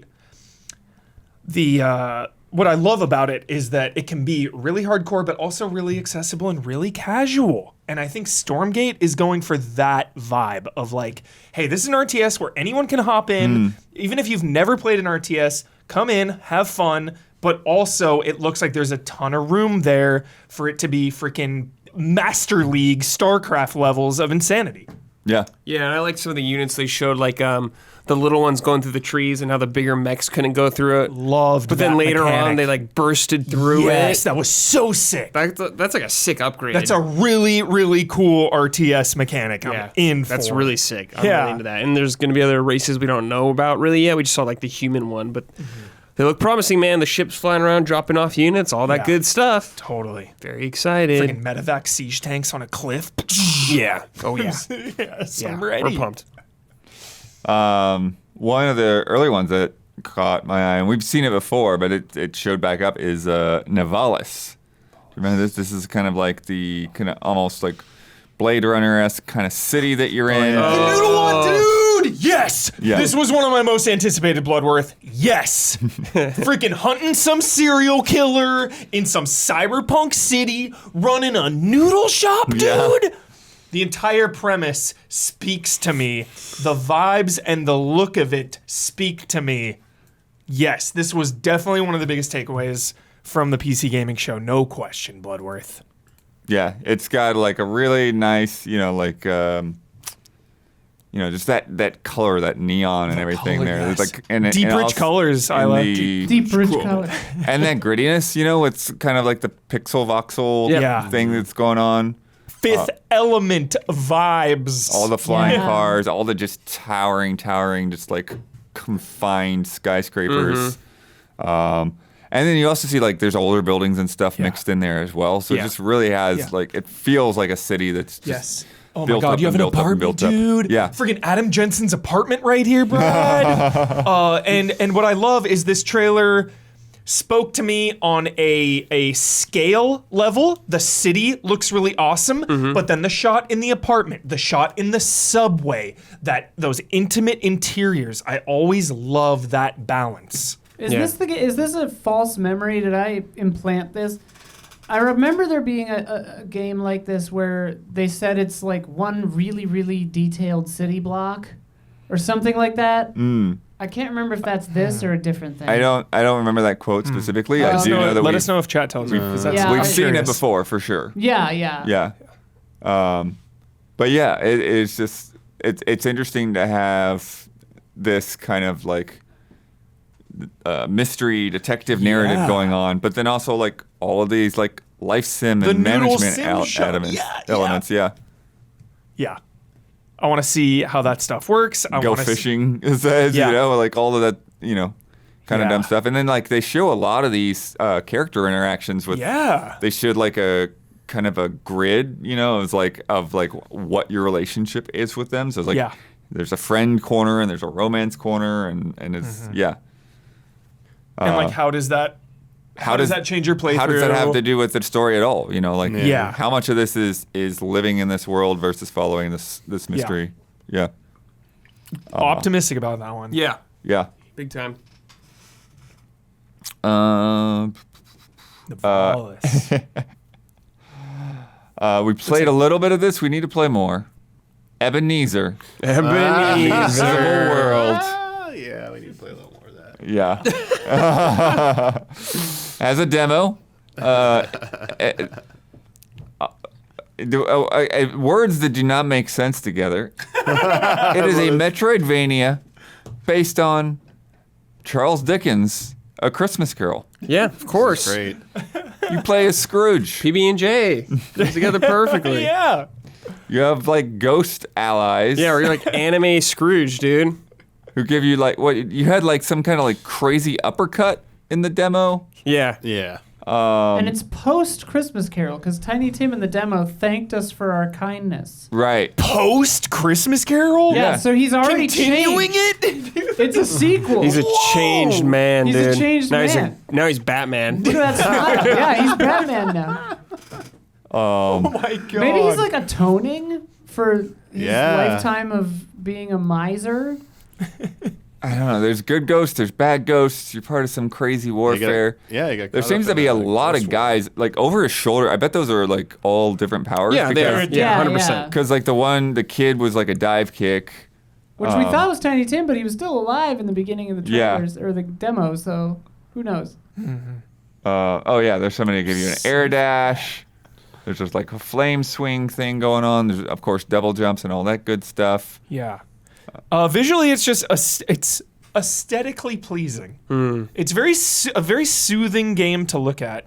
And even when they show that world map, sometimes Metroidvania world maps can be just like anxiety-inducing. And everything in this game just looks really clean. Yeah, I've seen really a lot of elegant. maps like that. Yeah. This game reminds me of Ender Lilies a lot with like the Yeah. ghost kind of things. Yeah. And that map looked a lot like it. So I'm curious. I thought the same thing. It really, not every scene of course, but it really there's a lot of it. It really looks like the front of like some like Christmas card? Christmas card or advent calendar kind of thing. Yeah. Like it does get those vibes. Yeah. Yeah. What a Don's weirdo pumped thing. too. Yeah. Yeah. He wanted to play. Don was into it. Trying to think which ones you might want to talk about. I Dwarf. asked if he liked it and said, yeah, it was Town. okay. Wow. Okay, Don. That's good for Don. Do you remember Dwarf? It was like this old school RTS. Yeah, with, like the Command and low frame Conquer. Yeah, Yeah, no, animation. that's cool. Yes. Looked like Command and Conquer. Yes. That looked cool. But not much else to say. Yeah. What was the game you went nuts about it, Huber? Like a first-person like action like kicking melee. Oh. There was like a stab in the face, right? Yeah, what yeah, was yeah, that? Yeah, someone got stabbed in the Oh, face like a yeah. robot. You really dug that one. Yeah, that looked sick. I think I might know which one that is, but there's so many games, so like So finding many. the name of it takes a minute. So many. Fortune's Run, is that it? Maybe. That's a Space Boomer Shooter. Yeah. It's got to be that. that one's got a demo too. We just didn't get to it tonight. demo for that. I think this was. Oh wait, I think this was different, maybe, but this is really cool, anyways. Yeah, I think this is. Well, no, this looks like the maybe same this trailer. is it. Yeah, this might. Yeah, this is it. Yeah, is this it. one is it. looks so sick, dude. Love the visuals, love the vibe of this. The last bunch of years we've just been getting it's a renaissance with these types of games. Yeah. It's Boomer like shooters. retro It's the boomer- new Metroidvania, It dude. really is like retro boomer shooters are just crushing Yeah. it. It's And an audience. yeah, I just like the reveal of like that character just kind of on the ship, and she like reveals herself, and combat looked cool. Yeah, I gotta get your take on what you think of this play. And this isn't the only game that's done it, but there are a few that do this. Path of Exile 2 showed a really quick gameplay snippet. Yeah. And then they're like, come back on July 28th. Yeah. Like they're just there to be like essentially an ad for the Yeah, they are. for their actual reveal. They are. Yeah. I think it's kind of annoying, Bloodworth, but it's Path of Exile, and they're humongous. Yeah. Right. So I think they can just kind of get away with it. Yeah. Where I everyone's thi- just like, all right. Yeah, I think for a game that big, Yeah. they're really speaking to their fans, and they're saying, "Hey, Yeah. mark your calendars. Don't forget." Yeah, mark your calendars. Make a day out of it. Make it an event. Yeah. Also, I guess in a way, like, there's nothing more devastating in a conference where they do a 12-minute deep dive into something you just do not care about. So maybe they were just like, hey, we're gonna dive in for an hour, Yeah. but Oh, if great you really perspective. want it, just come and get it. Like, we're Great. not gonna waste anybody else's time. Yeah, they If you showed want to like come and get it. 30 seconds or something of gameplay, it felt like. Yeah, they could have gone a little more. Yeah. I think for Yeah, sure. I think they- And then they say, could have "Hey, shown off check a little out bit more, yeah. Give us 2 minutes and then say, watch an hour in 10 days. Like, Yeah. But it's cool. It's Yeah. coming up. Very nice. No, another one Also, of yeah, those. Chad makes a fair point that like everyone's on Diablo mode right now, so True. they're giving it a little cooldown. Yeah. Buffer. Sorry. Sorry. No, no it'll probably mention okay. it. It's the biggest one. Okay. What's that? Go. Keep The going, biggest Blower. game. Sorry. Yeah, keep going. The biggest game? Yeah. Islands of Insight, Talos Principle 2? the co-op puzzle Gate game that I'm not sure how it 3. works. Right. What? Shared world puzzle adventure game. Baldur's Gate 3. Gate 3. Oh, what it was about? Baldur's Gate 3. What about Baldur's Gate 3? Looked sick. Oh, because it was Baldur's just Gate. the whole. It was. The town. It was all about Seamless Baldur's now? Gate itself. Yeah. Yeah. Was The that in there? titular town. Yeah, that was- Yeah. Oh, we were thinking about the one from before. Was it They did like the anime. Summer Game cartoon. Fest? They just did the one The that cartoon? was. No. They There just. was the character There's interactions. one where they just did the interaction. Yeah. The character. Oh, like, right, the VO new booth character. thing. Yeah. This was- Yeah, Jason the other one was Isaacs. the Jason Isaacs one. Jason Isaacs. This Yeah, one was this the dev diary about the city. Yes. Yeah. No, that Which- was great. Which to was- me was more interesting because it's new information. Yeah. Right. It's not just we have performance capture. Yeah, and it was Yeah. an interesting point too. It was like, oh, your city used to be like a loading screen, and now it's just fully open. Yeah. Like that was interesting to hear about. Yeah, that. like if I was more into it, like that's something I want to hear about. If you're gonna Yeah. do a dev diary, it's like okay, but here's the announcement, like the city, like this is new and better. It's like That's oh, big. okay, that's Yeah, and pretty then sick. for that kind of game, Blood, with that studio working on it, I just feel so good about that Yeah, game. I'm it's- just like, Yeah. yes. Yeah. It feels like a guarantee, like a guaranteed Yeah, good we'll game. see. It really feels like yeah, guaranteed you know? good game. Yeah, Yeah. it feels Yeah. like it. Yeah. Huber. Yo. Ferocious. First person shooter shooting up dinosaurs. Always down to shoot some dinosaurs. You know? Yo, if Turok's not gonna do it, Right? I'll take Extra what I can get. Primal will. Yeah, Yeah, but I mean, Exoprimal is weird, okay, right? It's like you're just like firing bullets into a swarm of whatever it might be. I guess this time that it's happens to EDF look with like dinosaurs, dinosaurs. Yeah. I wonder if I have anything on Ferocious. press release. I don't would go think a I do. long way for Nothing. that one. Yeah, Yeah. I would love some details. Some details, a little Yeah. refresh. Because I'm waiting for my Ark Survival 2 Vin Diesel. yeah, no to Vin get Diesel super this year. invested in my. Yeah, dino no Vin hunting. Diesel here, dude. No Arc 2 Conspicuous here. absence. No Rocker Vin Conspicuous Diesel. absence. Yeah. Sound the alarm. On the alarm. Fast X didn't do well, so Lords of the Fallen also had like Did it really, not? Yeah, Lords of the Fallen looks good. really short thing too. Though. I know, but the Yeah. game's looking good though. Yeah. I'm impressed so far with that I game. feel like they had a longer trailer the other day though. Lords of They the did. Fallen. I think they did. But we saw trailers like a little bit ago Yeah. too. Yeah. that game looks kind of It's looking good. The Death World looks neat. Mhm. And the lantern thing is Yeah. cool. Citizen Sleeper 2 exists. It exists. It's real. Hugging you, Isla. Hugging you from I here. hug you. Insane how they announced that. Like, hey, in 30 minutes, you're going to see Yeah. so-and-so in Citizen Sleeper 2. And that, to me, was legitimately, like, one of the biggest thermonuclear megatons of this entire week. And they Same. were just casually like, yeah, in 30 minutes, you're going to see it. Like, what? That was. Don't do that, PC gaming show. Yeah. was Right. it like maybe announced before, like and we just never picked up on it. that was the I mean, first maybe. I'd heard of it. because that's the only way I Right. could see Yeah. they did it. It's like it's known, it's not a surprise. So Yeah. but if it wasn't, yeah, that's weird. Yeah. Weird. Yeah. Yeah. Well, kind of like, like Capcom, like they gave us a heads up of things that would be in it. And even though the show wasn't great, they still had points where it's like, we don't know what's around this box. Yeah. And, then they open the box and they show you what it is or whatever. Yeah. Okay, I looked it up. I guess it was previously announced in May of 2023 Okay. that the individuals responsible for Citizen Sleeper had reunited to create a new game with fellow Traveler. Great. Got They'd it. never said, to Okay. my knowledge, that it was Citizen Sleeper 2. That is insane. So this, yeah, Gotcha. spoiled it, kind of. Insane.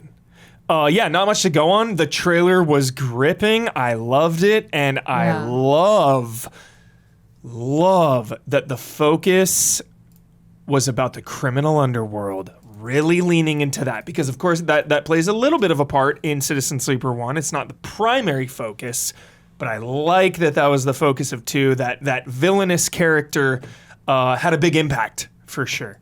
Well, and what I'm really interested in, Citizen Sleepers, it created such a good world, and there were so many little nods and things that were so interesting and intriguing about the greater world at large, like the whole little solar system, the whole whatever. Yeah. And so, like, if this is taking place in another sector, in another area, I'm just so stoked to see this universe expand. I think it's so cool. And like, how much different is it going to be, Isla? You know, now that it's a established franchise, sequel budget, sequel, you know, ambition, like, and you're how much bigger and how different is it going to be?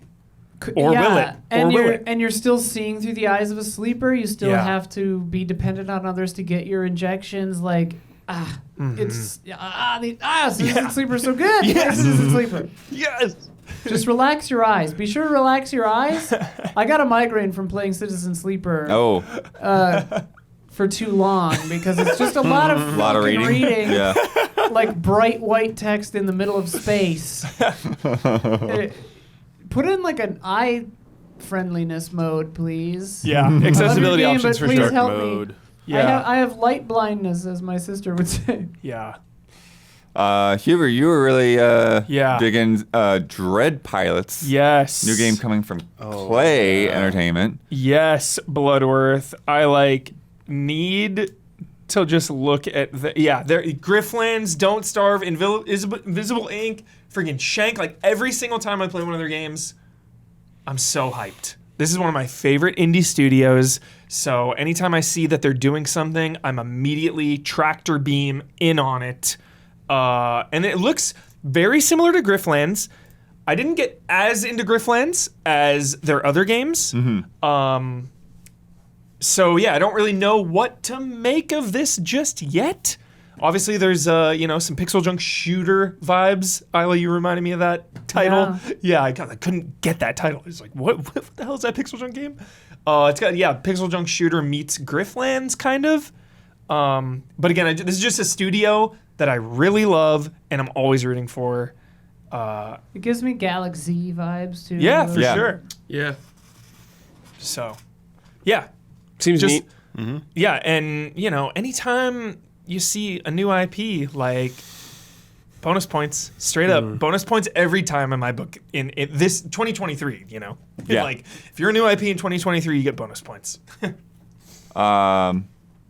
Really, a trailer that kind of left us in the dark. Undead Incorporated. Oh yeah, This promise of running like Umbrella Corps, basically. Oh yeah. I just need to know what it is. This was a hell of a trailer, hell of a premise, but what is it? What's it like playing? Yeah. What's it like? This, CEO, basically Albert Wesker, has a problem downstairs in between corporate meetings.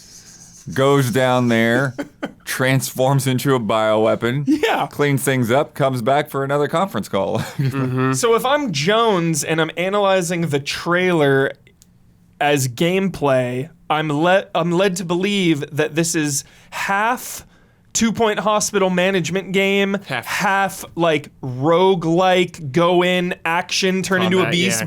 Eat people, hack and slash. Yeah. I mean, if you're just analyzing the trailer, though, that's the issue with this trailer because the only reason we think it's a management game is because Day 9 said it. Yeah. Right. The trailer, to my knowledge, doesn't have that anywhere in it. Yeah. Like, the trailer is for an anime? It's for a shooter? Like, it's for a horror game? Like, who knows? Yeah. So I would have loved to have seen Promising concept though. Really cool But concept. yeah, Just being Umbrella. need to know more. Yeah. That sounds fun. Become Umbrella. Ends well, also perfect name Yeah, great name. for a company that does this. And like brutally killing that guy. Yeah. Shot in the back of the I head. got bit, but I'm We have a okay, shot right? for you. So Yeah. dark. Shot with your name on it. Yeah, shot with your name on it. That's what it is. Let's see. Let's go to Parcel Core.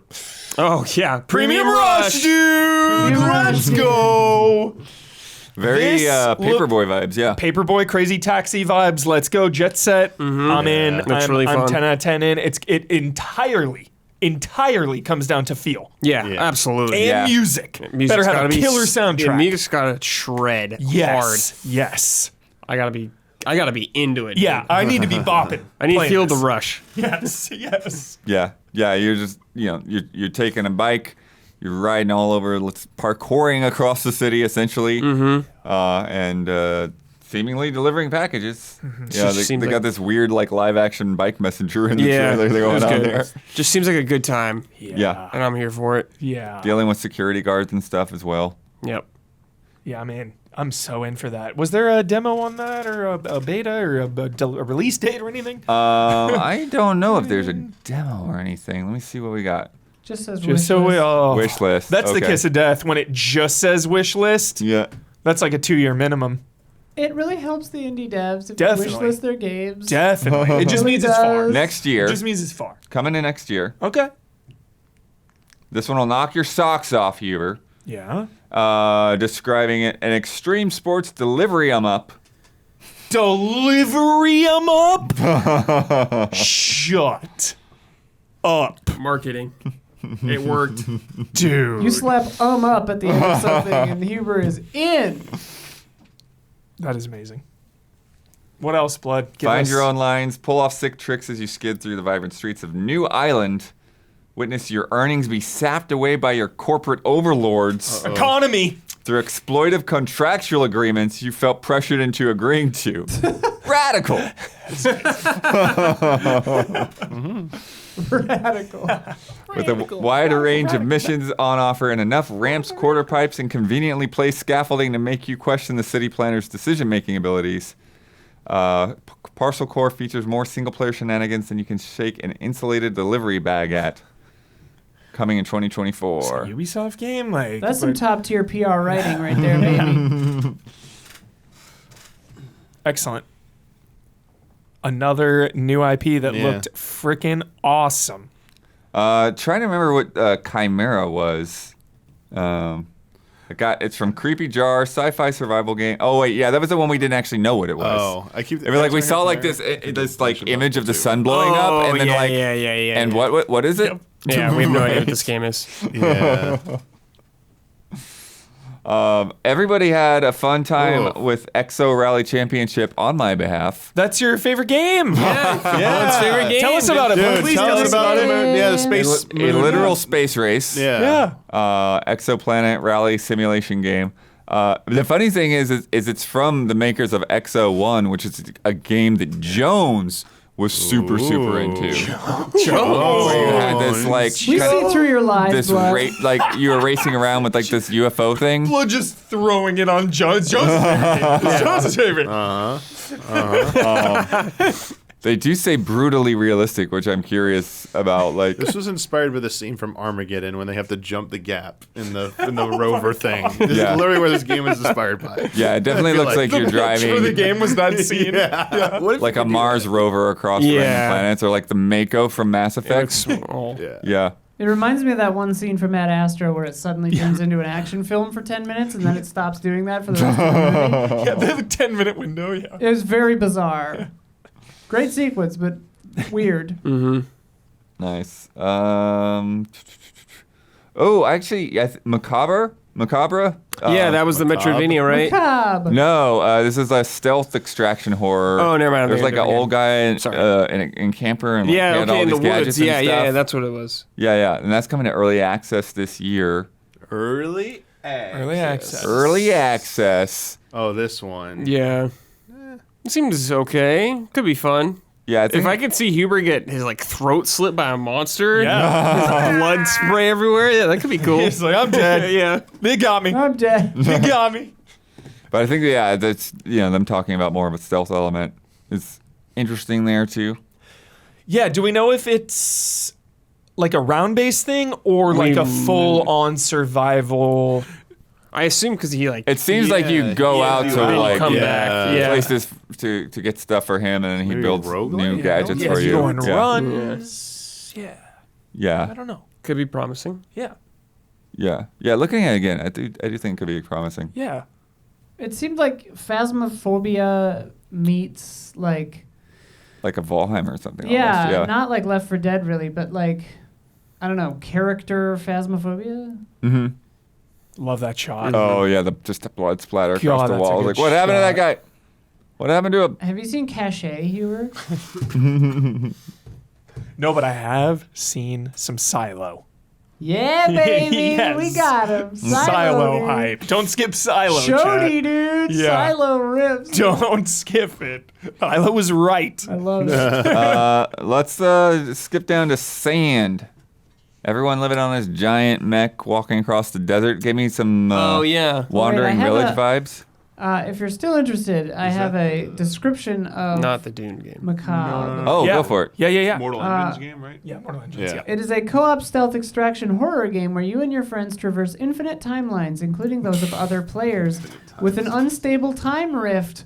Confront interdimensional terrors, upgrade your gear, and fight with everything you've got to save humankind from a fate worse than death. So Got co-op stealth, whatever, exploration. Gotcha. So I assume you go into like a rift, and that's a run or something. Yeah. You Sure, extract yeah. the shit, take it back to your real You world. enter a dimensional rift. yeah, I would have believed it said 1,000 timelines. Infinite, too much. yeah.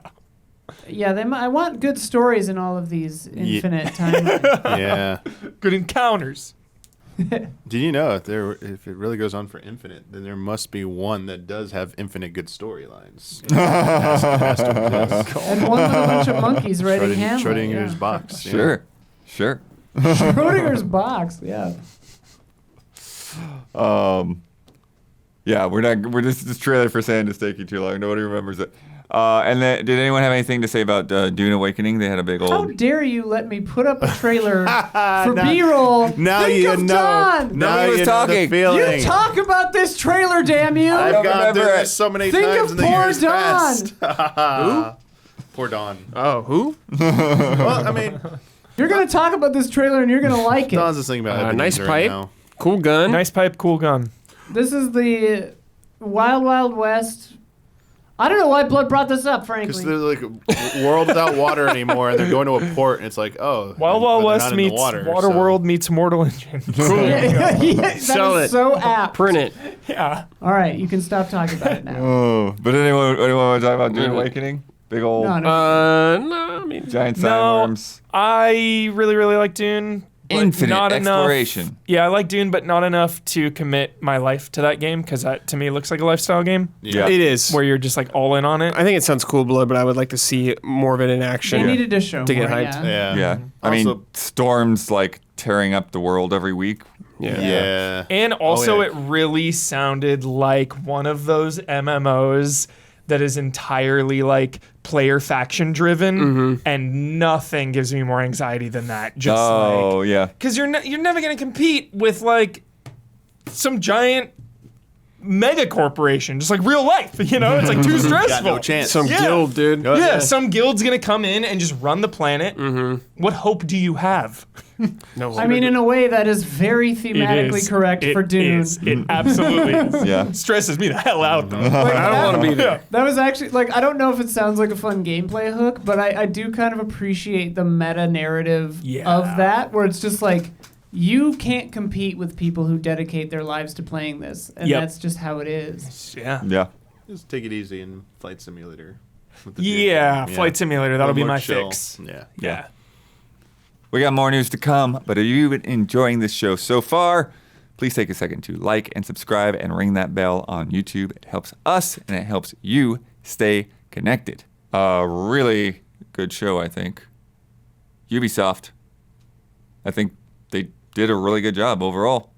It was a lot better than their last one. Remember, Yeah. the last one was real bad. So absolutely moving in the right direction. We had a real live press conference Yeah. too, by the way. Yes. People Appreciate on the that. stage. Yeah. I Yes. appreciate that. We the saw last game- one's doing it. Yeah, we saw gameplay. Jeff. We saw looks at the games Mm-hmm. for sure, and that's all anyone ever asks for.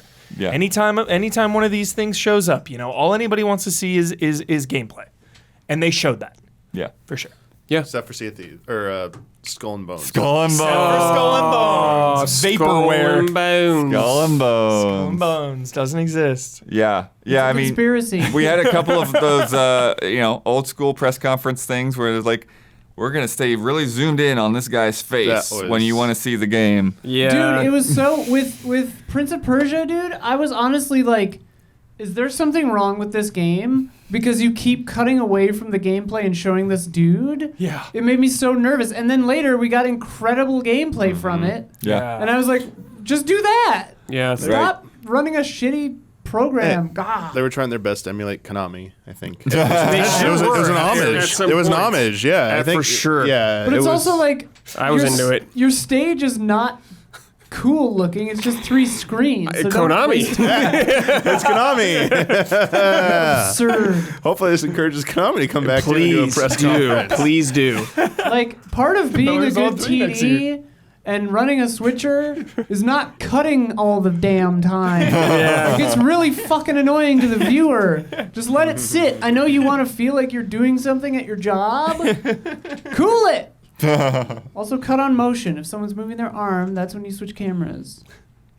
I don't know how. you. Like, it's funny because like a lot of these games we just talked about this morning is Yeah. like if you're watching this later, I'm sorry, but it's like it's hard for me to like.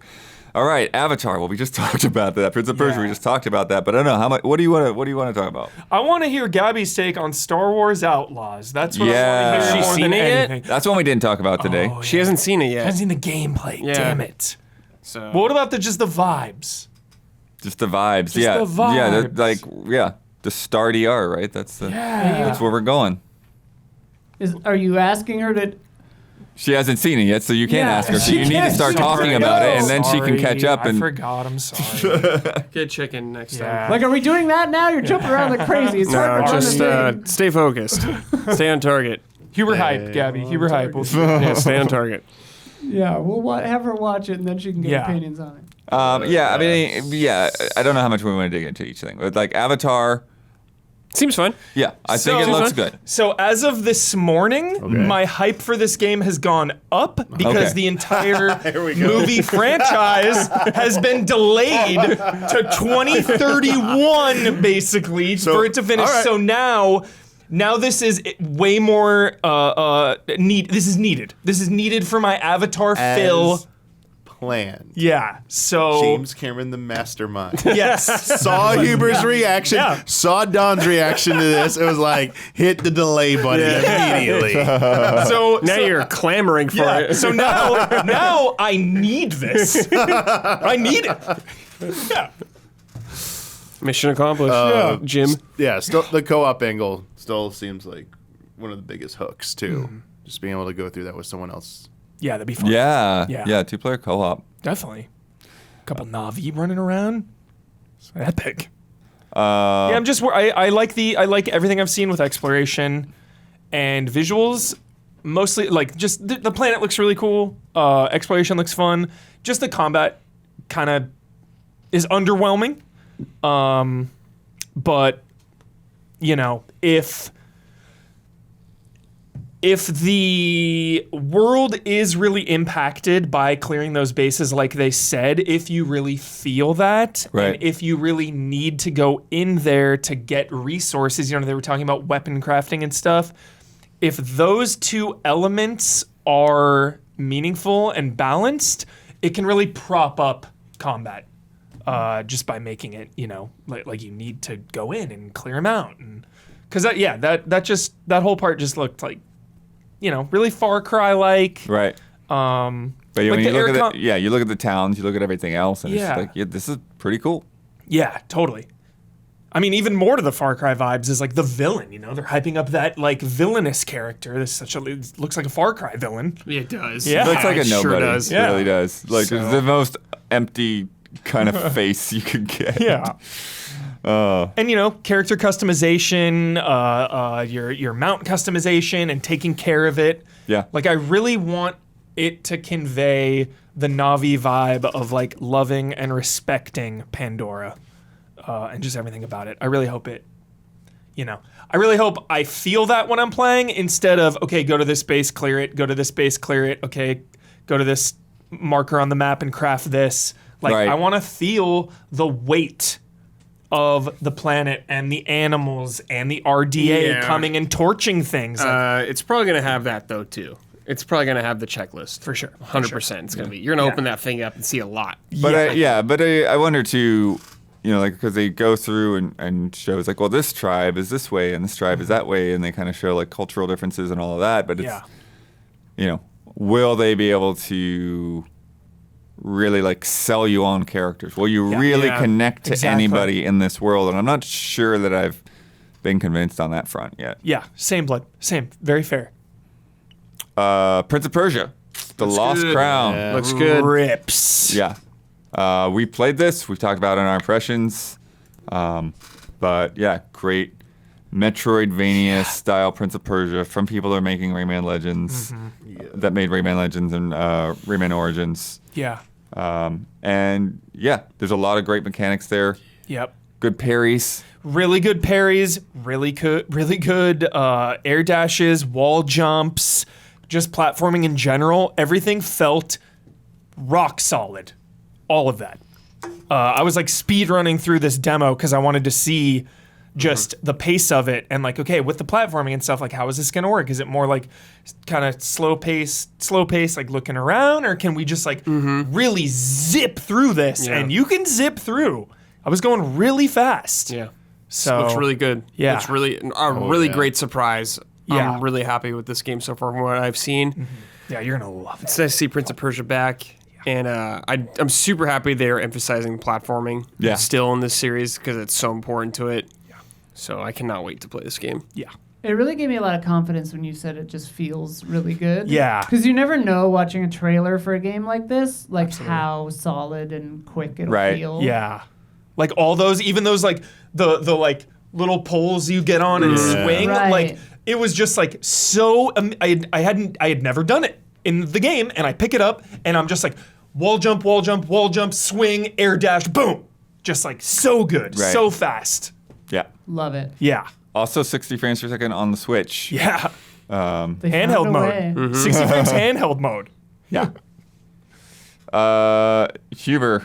We probably won't show this because it gets flagged, but Captain Laserhawk, a Blood Dragon remix.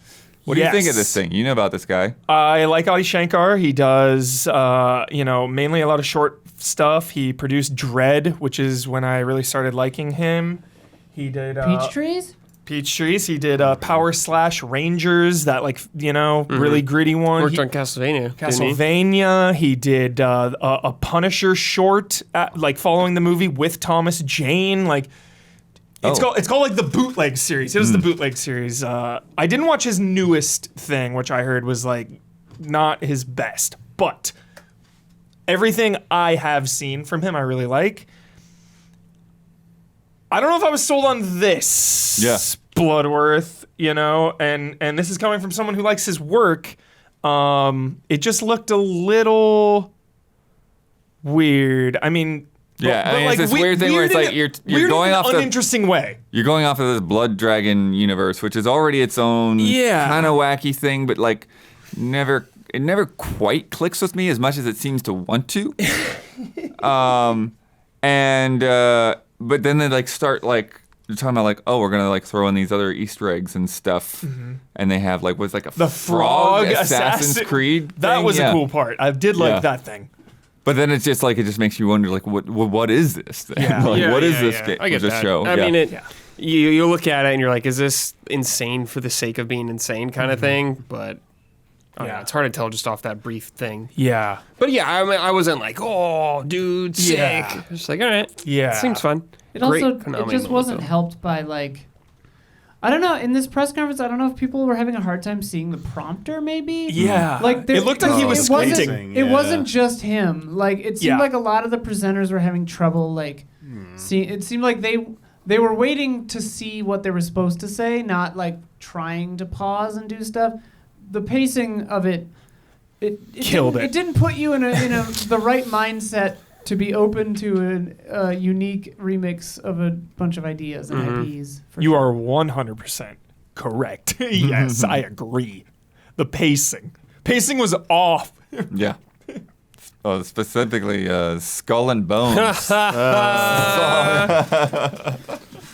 Dude, actually sound the alarm for this game. Vaporware. Yeah. The ship is sinking It is. fast. It is really sinking. The game does not appear, but the band does because the band was already booked. And Is that true? Yes. That is why? I mean, Probably. Like they weren't going to show it at all, but the band was booked, so they did? It was probably a show they pulled Maybe it. they were going to pulled show it and then they didn't. Already paid band, so might as well have them come out on stage. Didn't we also think this was meant to be longer than it was? the whole showcase itself. Yeah. Yeah, we did think that. I really Maybe this is the reason. I really thought this was the time we were actually going to see a release date for this game. I really, really did. Closed beta, August 25th. Yeah. I mean, it's supposed to be out already earlier this Not year. an open beta, a closed beta. Needs more feedback. Yeah. I Needs read more feedback. it had been revealed a while ago, but I just on the drive home the other day I was like looking into it. 120 million they've spent on this game. My 120 goodness. 120 million dollars Wow. they've spent on Skull and Bones. Don says that's peanuts. God. What do you do?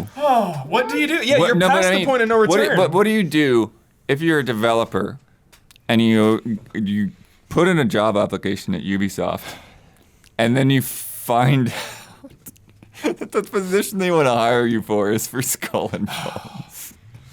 What do you do? Don says you pop a champagne. Don looked pay your concerned. dues. He looked concerned when that was it. Yeah. Yeah.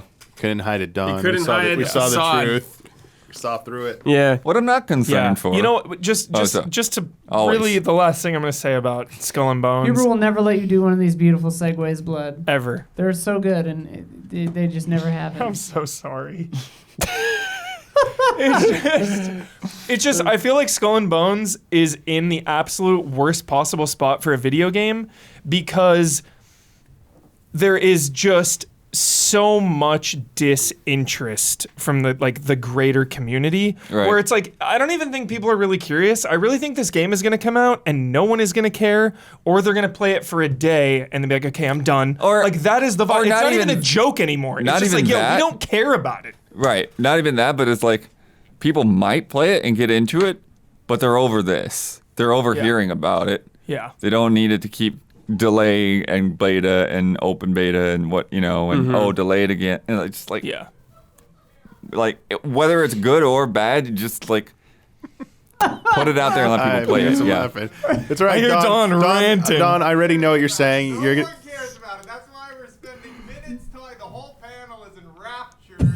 They didn't show a second of gameplay, and we've already spent about 6 minutes talking about it. Because it is $120 million Peanuts. Loss. $120 million on this. And, like- That is the story. Call of Duty last year, just on hardware. That's probably true. in 2 years, we're gonna see like a headline article saying last player, Skull and Bones player. Like, Yeah. like it's gonna be about Dawn. Yeah. Before they shut down the show. Don's gonna be out in 3 days. Don is literally playing this game one time, dude. Mark my words. Mark them. I guarantee you that like my playtime will be longer than Don's. I But guarantee it. people deserve the truth, Don. Yeah. He just said Don't- under his breath, well, it's $70. I don't know. I tried to back you, Don, and you back out now? All right, Don. 70 bucks. Oh my god. $120 million peanuts. You hear 70 and you're like, oh no, back out. The ship is sinking and Don is heading for the lifeboats. God. Take those lifeboats to Hawaii because the Crew Motorfest is pretty good. There it is. You got one in blood.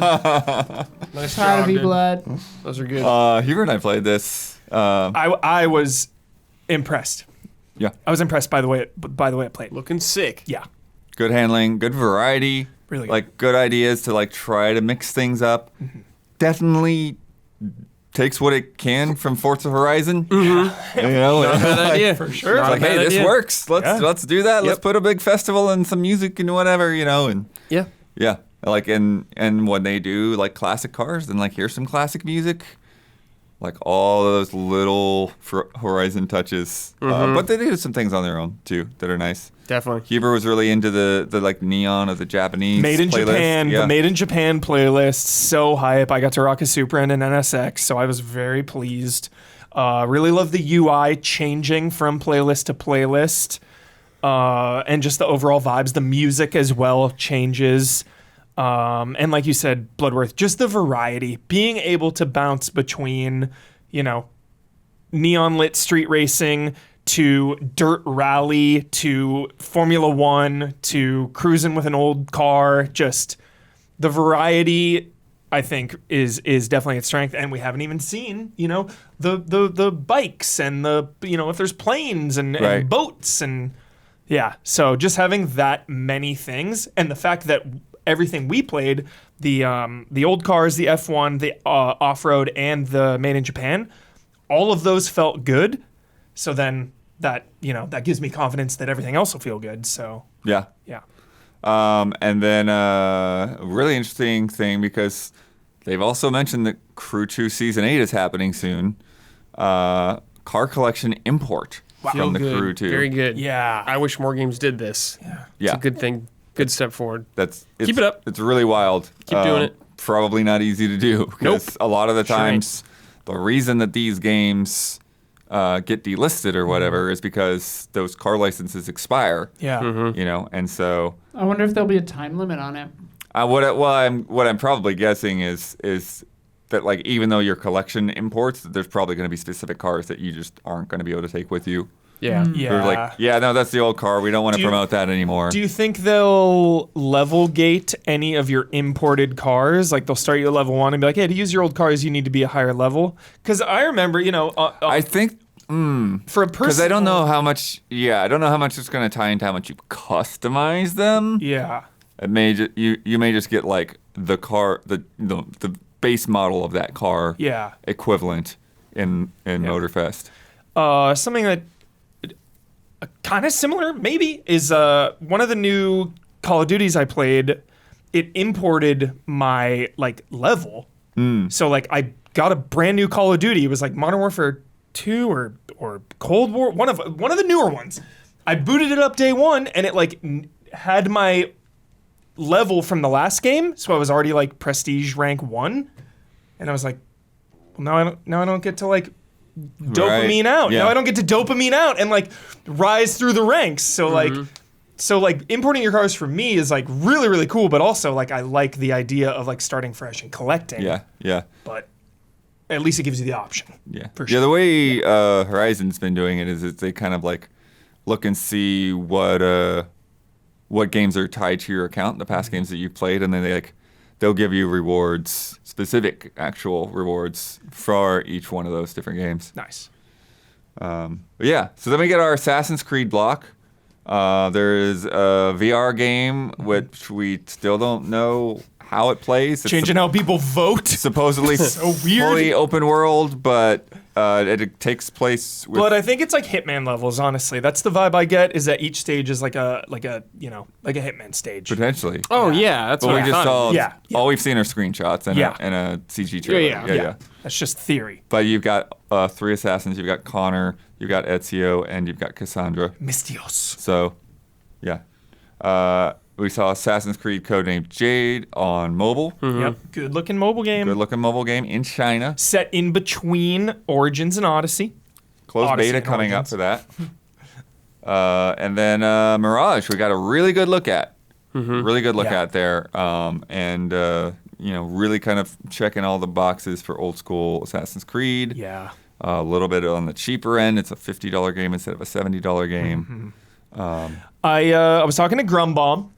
Shout out to Grumbomb. Grumbomb is fully caught up, like myself, in the Assassin's Creed universe. We've beaten them all, minus the Chronicles ones or whatever, Right, yeah. And he was like, "Oh, looks exactly like every Assassin's Creed game. I'm kind of underwhelmed," and I totally get that. But also, for the longest time, Assassin's Creed has been my fast food comfort meal. Right. And the fact that now it's reverting back to my favorite comfort is the old style, just the more assassin stealth focused. This is just pure comfort food for me. So I'm just so excited with everything they've said and everything I've seen. And again, I'll always hype up Bassam any chance I get. So Yeah, I think that's a fair assessment. Definitely. It's like getting chicken nuggets at McDonald's. Exactly. Get my McDonald's, dude. Get my Get chicken Assassin's nuggets at Creed. McDonald's. Yeah. And as I said, the reverse perspective, someone who like checked out around Black Flag, Yeah. it's like Yeah. this is something that's drawn me back in. Yes. Cool. I wasn't into Origins or Odyssey Yeah. or Valhalla at all. Yeah, for sure. Yep. Yeah, Very and optimistic. I would be into those games. It's just the intimidation factor again. Yeah, Yeah, Blood, you're The struggling to massive beat size games already. of Yeah. those. Yeah, Yeah, of course. Yeah, like Starfield's like the month before this. Yeah, there's no way Blood's ever getting into this game. but that's the thing though, is if this is a quicker game, like that's not as much of a factor because like you could like throw that in, beat it, Yeah, and go but- back to the big game, you know. I guess, yeah. Yeah. And they Whereas said, if this was another or if this was another Valhalla, it'd be like, nah, I'm not gonna touch it.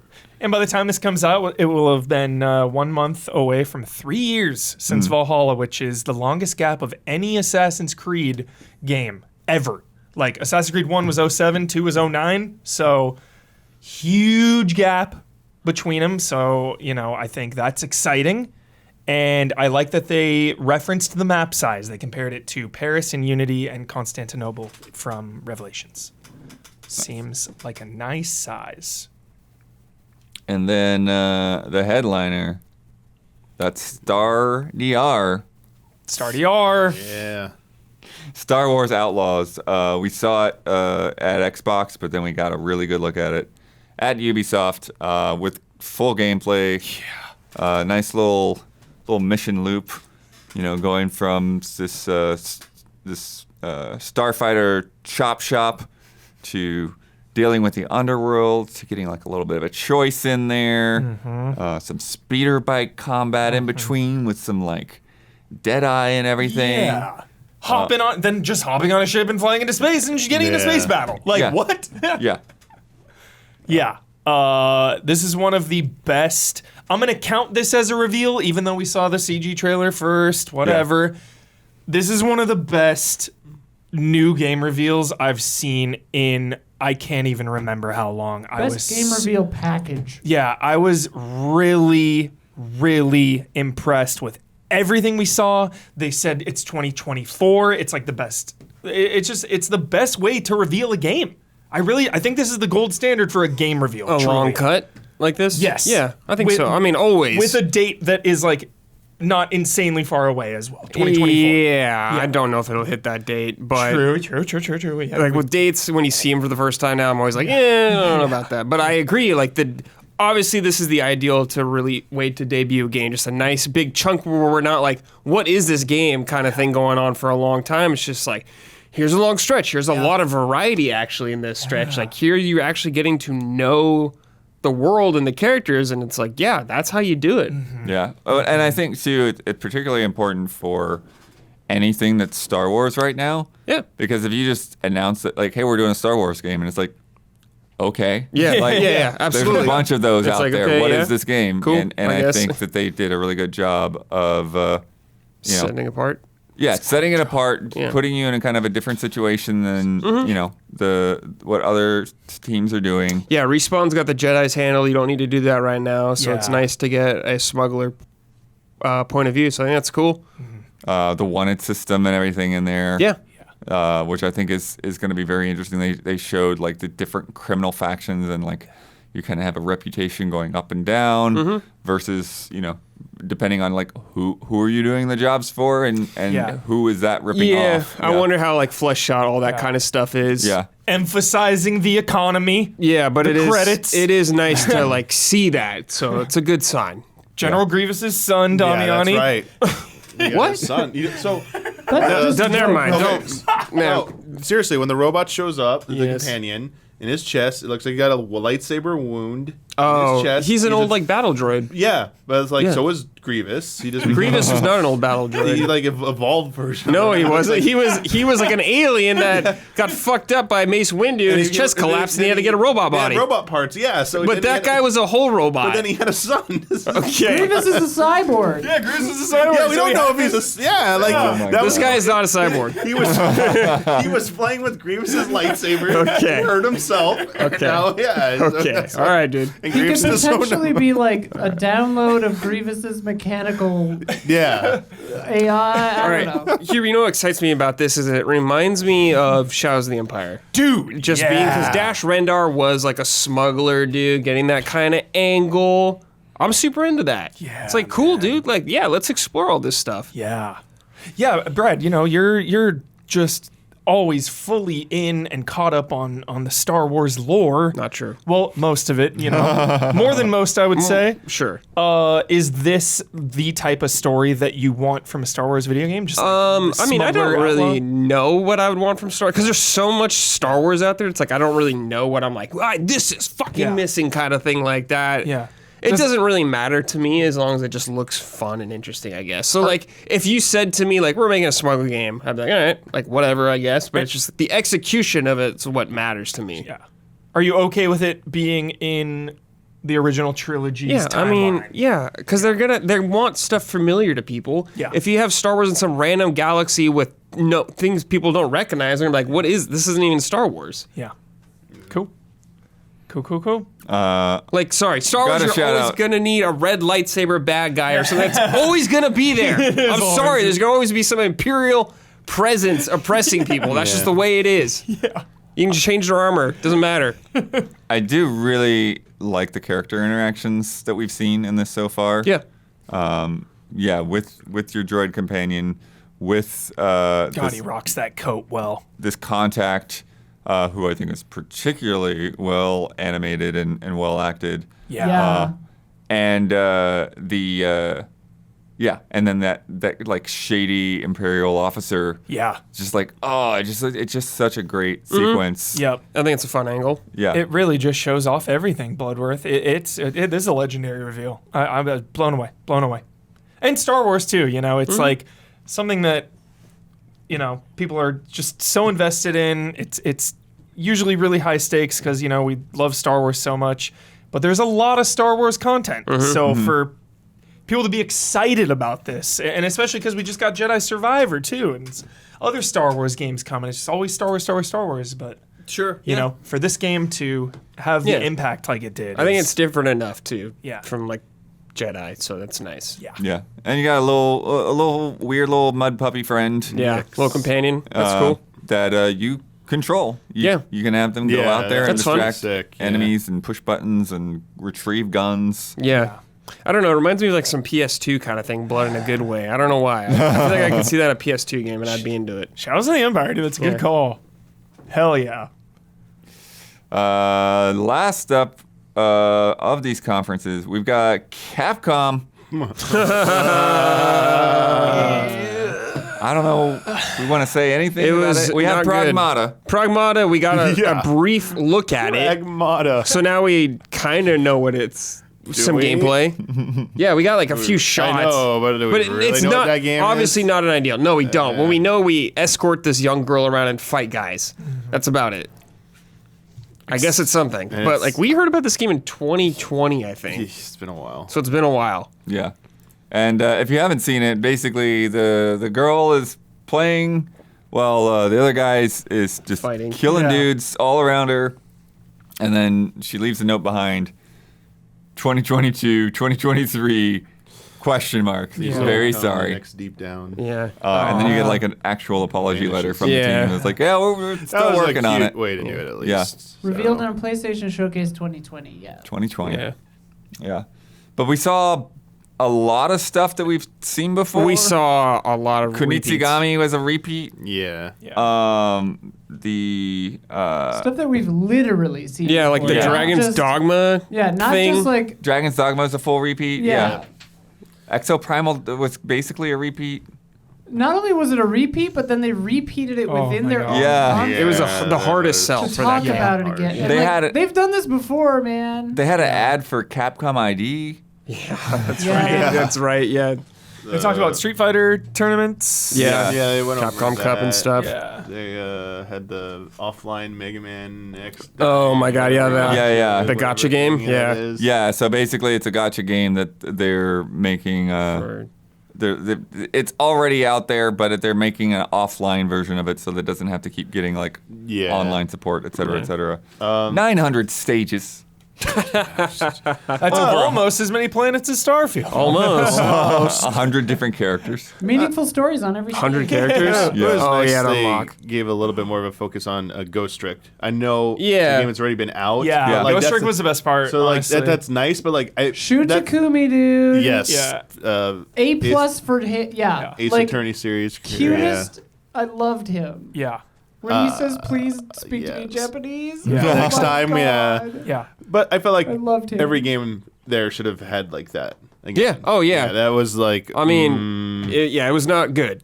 That was a bad thing. It was a yeah. bad show. Nice. The second trilogy of Ace Attorney games are Yeah. coming Coming out. out. To Yeah. like HD remaster, whatever. that's nice. Again, that's nice. Yeah, and it sounds like they're doing a lot there, like adding new languages and stuff that Yeah. didn't support in the originals. And, But yeah, overall it was a kind of Waste of time. a waste of time. Kind of why didn't you just have all this stuff in the other show? Well, they did. That's the thing. They fully Yeah. did, except They fully Pragmata. did. They could have just released a couple of these other things as trailers and been good. Yep. And like the Shoot Takumi thing the Ghost Trick thing would have played fine in Xbox or wherever. Like Yeah. Yeah. As far as game delays go, I think that was the best one of all time. Pragmata. Seriously. I really was cute, felt yeah. I felt like the sorrow and like, please, Please understand. please understand, like, yeah, dude, yeah. Just full honesty and just showing a little bit of gameplay even like, hey, it's real, here it is. I thought that was a really smart way to do it.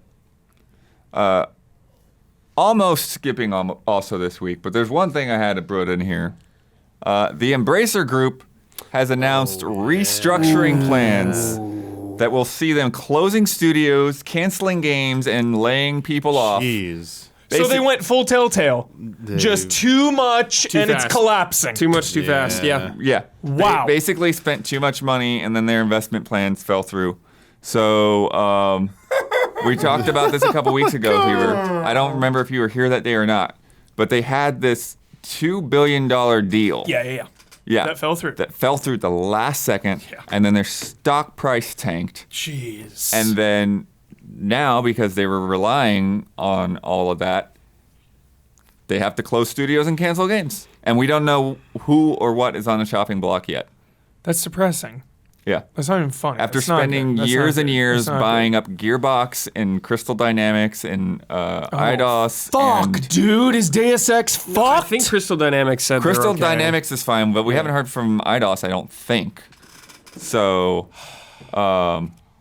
Saber, like, there's just so many different places, that they have put under their umbrella. Like, they got, like, limited run games of all things, like, it's just, yeah. That's not good. So all of these things that may not be necessarily adding to the bottom line, and plus it's like they had people kind of out in their own divisions doing their own things, and now like they're gonna find the things that seem redundant. I think like some of those CEOs have like already like left their groups and like come into like the main executive structure. Any idea on how many? No, they don't know layoffs? yet. We have no idea. They don't know how Okay. many people they're gonna have Okay. to cut yet. Okay. Yeah. Brutal. It's very brutal. And that's exactly why everyone was nervous Yeah. about them doing this kind of thing, because it's like, Too Yeah. close to the sun. this is what happens. If you buy a bunch of studios and then all of a sudden, like, you need money, then you just close studios that would have been fine without you. Yep. Yeah. It's horrible. It's classic, just overextension. Yeah. Yeah. Yeah. It's time for Love and Respect.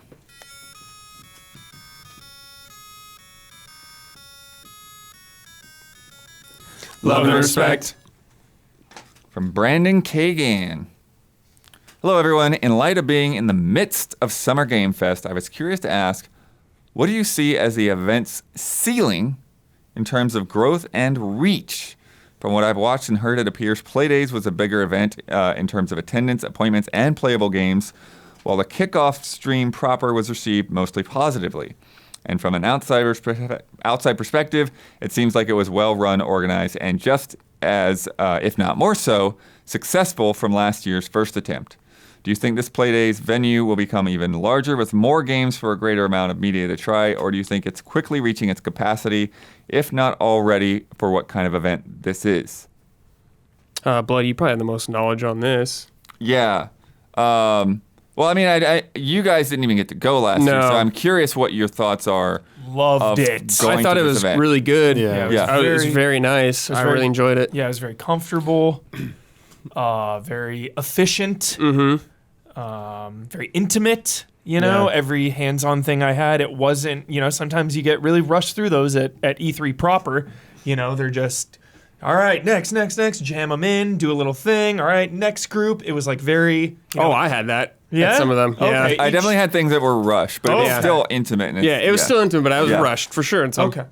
Yeah, a lot of my But it's things just the it nature of was- the beast sometimes. Yeah, for most of my stuff, I was just able to sit down Cool. and really get into it, which I loved. Yeah. Yeah, I agree with all that. Having now walked that campus, I just don't know how much more they can really expand in that venue. Right. Yeah.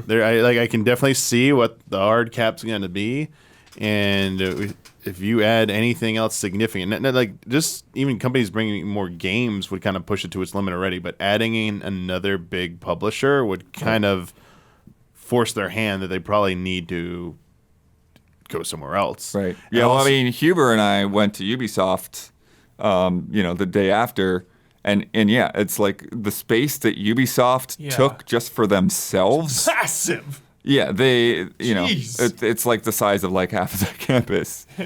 So yeah, that's going to be an issue if any of those bigger ones show up, and also without giving away specifics, it's not really near a lot of hotels and anything. So True. if it does start to get more people going there, I think they might need to start factoring that in. It's the first few years, so it's kind of nice, but if it's going to become more of a long term mainstay, I think people are going to start asking for some of those concessions. Can we please get it closer to a venue where we have, it's easier access, but maybe not. I mean, maybe with It's not. Yeah, it's not that bad if you're getting a cab or Uber or something. So that's like that. true. Yeah. But I also worry, they did make it easy for parking and stuff. But eventually, in terms of increasing attendees, Right. they're eventually going to hit a capacity for they won't be able to offer that every year. It's only the first so many people show up can do it. Then it's good luck finding your own parking somewhere. So I can see how there might need to be considerations. Maybe not for next year. Maybe for next year. Well, it's not too early to say, but going forward, there might need to be considerations for choosing another location. Do you think they could ever move into E3's convention No. center That's space? huge. But, You don't want to. But just one No, of the pods of E3, like one wing or whatever. West Hall. So Yeah, one hall. I feel like there are a lot of the problems. There are a multitude of problems that people have with E3. There are a lot of people over the years that just spoke very poorly at the LA Convention Center. Got it. A lot of publishers, a lot of people worked at building the booths. don't like it's it. just not it just has not modernized like people Got wanted it. to. It was supposed to when they were supposed to get the football stadium there. That didn't happen. So they just have not upgraded that facility, and it's not on par with a lot of other facilities. So I think that would just it's not what I don't think it's what it would dissuade people from going. Maybe not from a consumer perspective, convention center is a convention center, but for the people who are going to be setting up shop there, I think it's not what they want. Right. Yeah. There is a lot of red tape that goes with that venue Tape. or any kind of venue like that. Yeah. Because they do have to pay all of these crazy union rates and hire the specific crews, and the internet's going to cost thousands of dollars to run in there or whatever, and it just and so there's just a lot of this stuff where it just balloons the cost beyond what anyone can manage. But in terms of where Playdays is at and where it can go, I definitely see that. Yeah, even a single Ubisoft or Nintendo or Microsoft, if they were going to be there, like it's done. Like I know there's might be one more space to where like if they're like, sorry Niantic, you can't have this space over here, or something like that. People get cut. That's exactly. That's the other thing, which I think Jeff does not want to go that route. Would be having to be like telling some people they can't come, like Right. prioritizing the bigger publishers and saying no to smaller ones. Probably don't want to go that route. That would just probably cause some animosity there. So I think they'd like to avoid that. But I feel like in general, like the reaction that everybody's had is like this event is kind of what we want. This is how we want to interact with the games and with the publishers, and they've like gone out of their way to take care of people because like Ubisoft wasn't paying for parking, It's like you just pay whatever the lot is. We don't have validation or anything like that. $20. And Keeley is just like, we've got valets. Just pull up your car and we'll take care of it. You know, and again, just that space and that intimacy and not being crowded and not and in so many cases where I'm actually talking to this person that made this game and not just somebody that was hired last weekend to do a demo. Like my Super Mega Baseball 4 demo was like the greatest thing ever. It was just me and the creator of the franchise sitting on a couch vibing out about the game and baseball. Yeah. It was like you can't beat that level of access when you're like checking out a game. Right. That's the peak. Yep. Were there booths? And if there were booths, were there carpets? So there's kind of a two-sided thing to this. So there's like basically the main room, which is where all of Playdays basically was last year. And there, it was all sort of uniform. So there's like 3 rows of pods in the main room, and then they had another room that was like a theater last year. And every one of these pods was identical. So it's like they had a central piece of furniture, they were surrounded by 4 couches, and they had Samsung TVs facing out.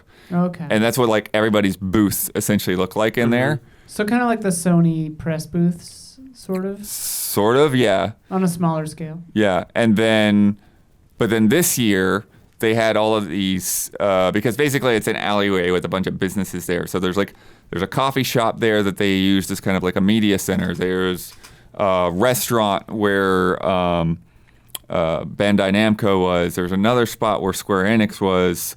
I guess it was a restaurant where Amazon. Mm-hmm. Yeah. Yeah. And then, EA had a little room, WB had a little room, and so they all kind of did their own setups in those. So they weren't really like booths in the same way, but they were still divided spaces just because they were essentially like taking over different shops and stuff like that. Yeah. And then the other thing is that because of how small it is, it's just like you get that time to talk with other people, whether they're media or developers or PR or whatever, just people that are there and have a little bit of time in between things because they're not running back and forth across this giant space. Yeah. And having a lot of these conversations. I mean, we met Susie in person for the first time. Shout out. And it wasn't just like run by and say, "Oh, that's you, hi," and do a hug and run by. It's like, no, we actually talked and had conversations and discussed what we've been playing and everything like that. And just, that constant level. So it's like, I've talked to Jeff, I've talked to some of the other organizers behind the event, and it's like, they definitely have it all in mind, and I feel for them for that challenge of like The balance. we want this to grow, but we don't want this to get crazy. Yeah. But we 'Cause also if it don't was want to the- gatekeep. Yeah, because if it was the exact same thing, but with like double the people, it'd be chaos. Yeah, it'd be in that place, Yeah, if you kept Yeah. it exactly the same, but just had more people. Yeah. And without going Yeah. to specific numbers, it's like, the person in charge of like the media attendance, it's like they had a number in mind and they pushed it like a few dozen people beyond that. Yeah. And they were happy that like this is what we ended up with. We like the way that the space feels and that everyone has time to do the appointments for the things that they want to do. Yeah. So we'll see what they do. going it's gonna forward. be interesting next year. I think my main hope is a thing that I don't know if they even have direct control of, but maybe different, just based on whether or not E3 tries to happen next year. Exactly. Yeah. Is I want play days to happen after every press conference. I do not like this thing where we go in and we have to we play something, but we have to wait to talk about it because it's going to get announced at Xbox, and it's just like no. Yeah, it was a little. The week was a little like weird because it was like a sandwich thing. It's like you had Keighley, you had the kickoff, then play days, and then you had more conferences. It's like if it literally is just gonna be the same thing next year, it's like I would rather have like Keighley's event, his kickoff on Saturday, Sunday, Monday be conferences, and then like Tuesday, Wednesday, Thursday be play days next year. I'd rather it be that. Yeah. And actually, like another kind of thing that you made me think of a consequence of it being small is that there are some people who don't need to see everything. Yeah. And so they only came one day. That's right. Yeah. There were less Yeah, day people two was day a two. lot less people. It's a lot quieter on day 2. Yeah. And so I think that works out for everybody as well. Yeah. From James Anderson. Hey Allies, a common sentiment when it comes to showcase events is that we want to see real gameplay, but that can come in different forms. After the Star Wars Outlaws presentation, I'm starting to feel particularly jaded about the raw vertical slice approach. Demos like that are usually so choreographed and polished that they feel so disconnected from an actual player experience. And even if it's the type of game where they are representative, they set up that part of the game as, oh yeah, the demo part, whenever I finally play it myself, and it feels kind of lame. Of course, different presentation styles work better for different games, so there's no universal best approach. But in general, I tend to greatly prefer a more broad approach like Starfield got. It still had enough raw clips to judge the moment-to-moment gameplay, but it focused on explaining all the different mechanics and features without lingering on a single specific slice. That style just feels more transparent, more informative, and often better paced to me.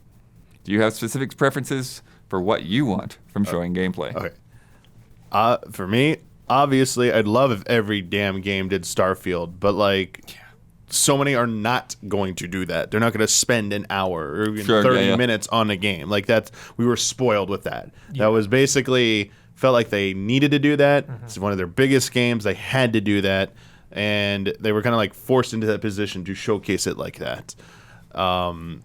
Obviously, if Outlaws, same thing. They did like a 30-minute deep dive in that. Would have been freaking great. Like we asked for this all the time. Like in the lead up to like Zelda, we're like, can we get like what we got from one of these? And it took like even that small gameplay snippet from Anuma was like, okay, I get a little bit, but like I would really like a lot more. So yeah. But when it feels like publishers are mostly never going to do those long deep dives and give you like a broad selection, my next best thing is taking those vertical slices, like that at least 5-10 minutes of just straight gameplay that gives me a better understanding of what the game I'm playing is. Better than anything else usually that I see, no matter what the game is. I'd rather just have that.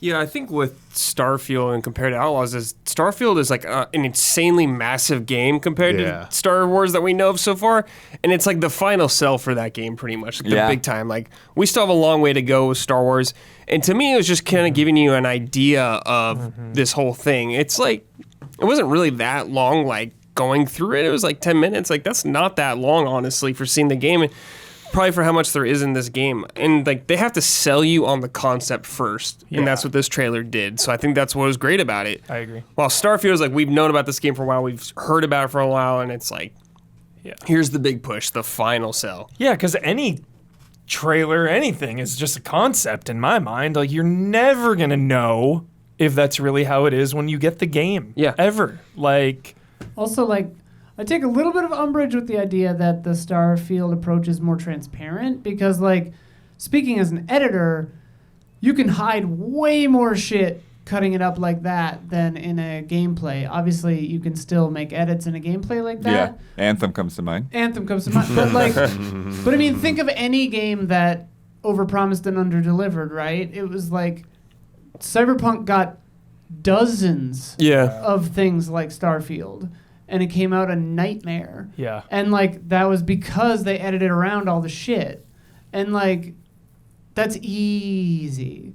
So like to me it depends on like the kind of game. You have to take different approaches, obviously, like the person said, but I don't know. Also, yeah, Starfield had a 50-minute block, and Outlaws had to impress in 10 minutes. I think with 10 minutes, what they did was probably the best way they could have done it, because it showed the vibes and the tone and the story all at once. Yeah, I mean, could But you can imagine hide a lot in it. if they tried to show everything they showed at Starfield in 10 Right. minutes? Yeah, It's it'd be like crazy. how you would just be like Yeah, exactly. information It would have overloaded. been a list. Yeah. Yeah. Yeah. It's funny you bring up Cyberpunk because Cyberpunk got both those treatments. Yeah. It got the very Yeah. polished demo and it Yeah. got Yeah. the dev thing. Yeah. Yeah, obviously both can be fake. Yeah, and like you definitely. can polish the Yeah. hell out of a 10-minute section of something, and then the rest is garbo. But like, I don't know, like, yeah, whatever. Yeah. It's all an ad, so whatever. Yeah. Yeah, I get not wanting to see so much of the game, like a big chunk like that, because Yeah, that but I mean, demo like feeling. when I think back to like the beats of that demo, like it really wasn't enough to like spoil that quest. yeah, and it's Like like, I don't even think you saw them steal the no, thing. you saw right? her just Like, leaving, and it's like you can you're get walking out the door, Yeah, and then and you get on the bike, and that- then you get a new ship. Yeah, and that could play out different for you too. It's like you don't get in a fight like that or something. You Yeah. don't have to do a high speed chase out of there. You know, you could have made a different Yeah. choice at the end with the Imperial officer. It's like, I don't know. Like, anytime you see a game footage, anytime gameplay, you're gonna recognize it when you play the game. Yeah. That's just the way it is. From D's Butts. That's why I avoid all trailers. Microsoft them. is bringing back Fable. Patently false. What? He does not avoid all trailers. He does his best. Do my best, right? He does what he Only can. a Sith deals in absolutes. You just dealt. Oh. Microsoft is bringing back Fable, but it's being made by an entirely new group of people from the original games. I don't think there's any unresolved cliffhangers to address, and each game from the original Fable trilogy saw a different take on the world and played fairly differently from each other. I'm having a bit of trouble seeing what the through line is and what has fans so excited to see the Fable name again.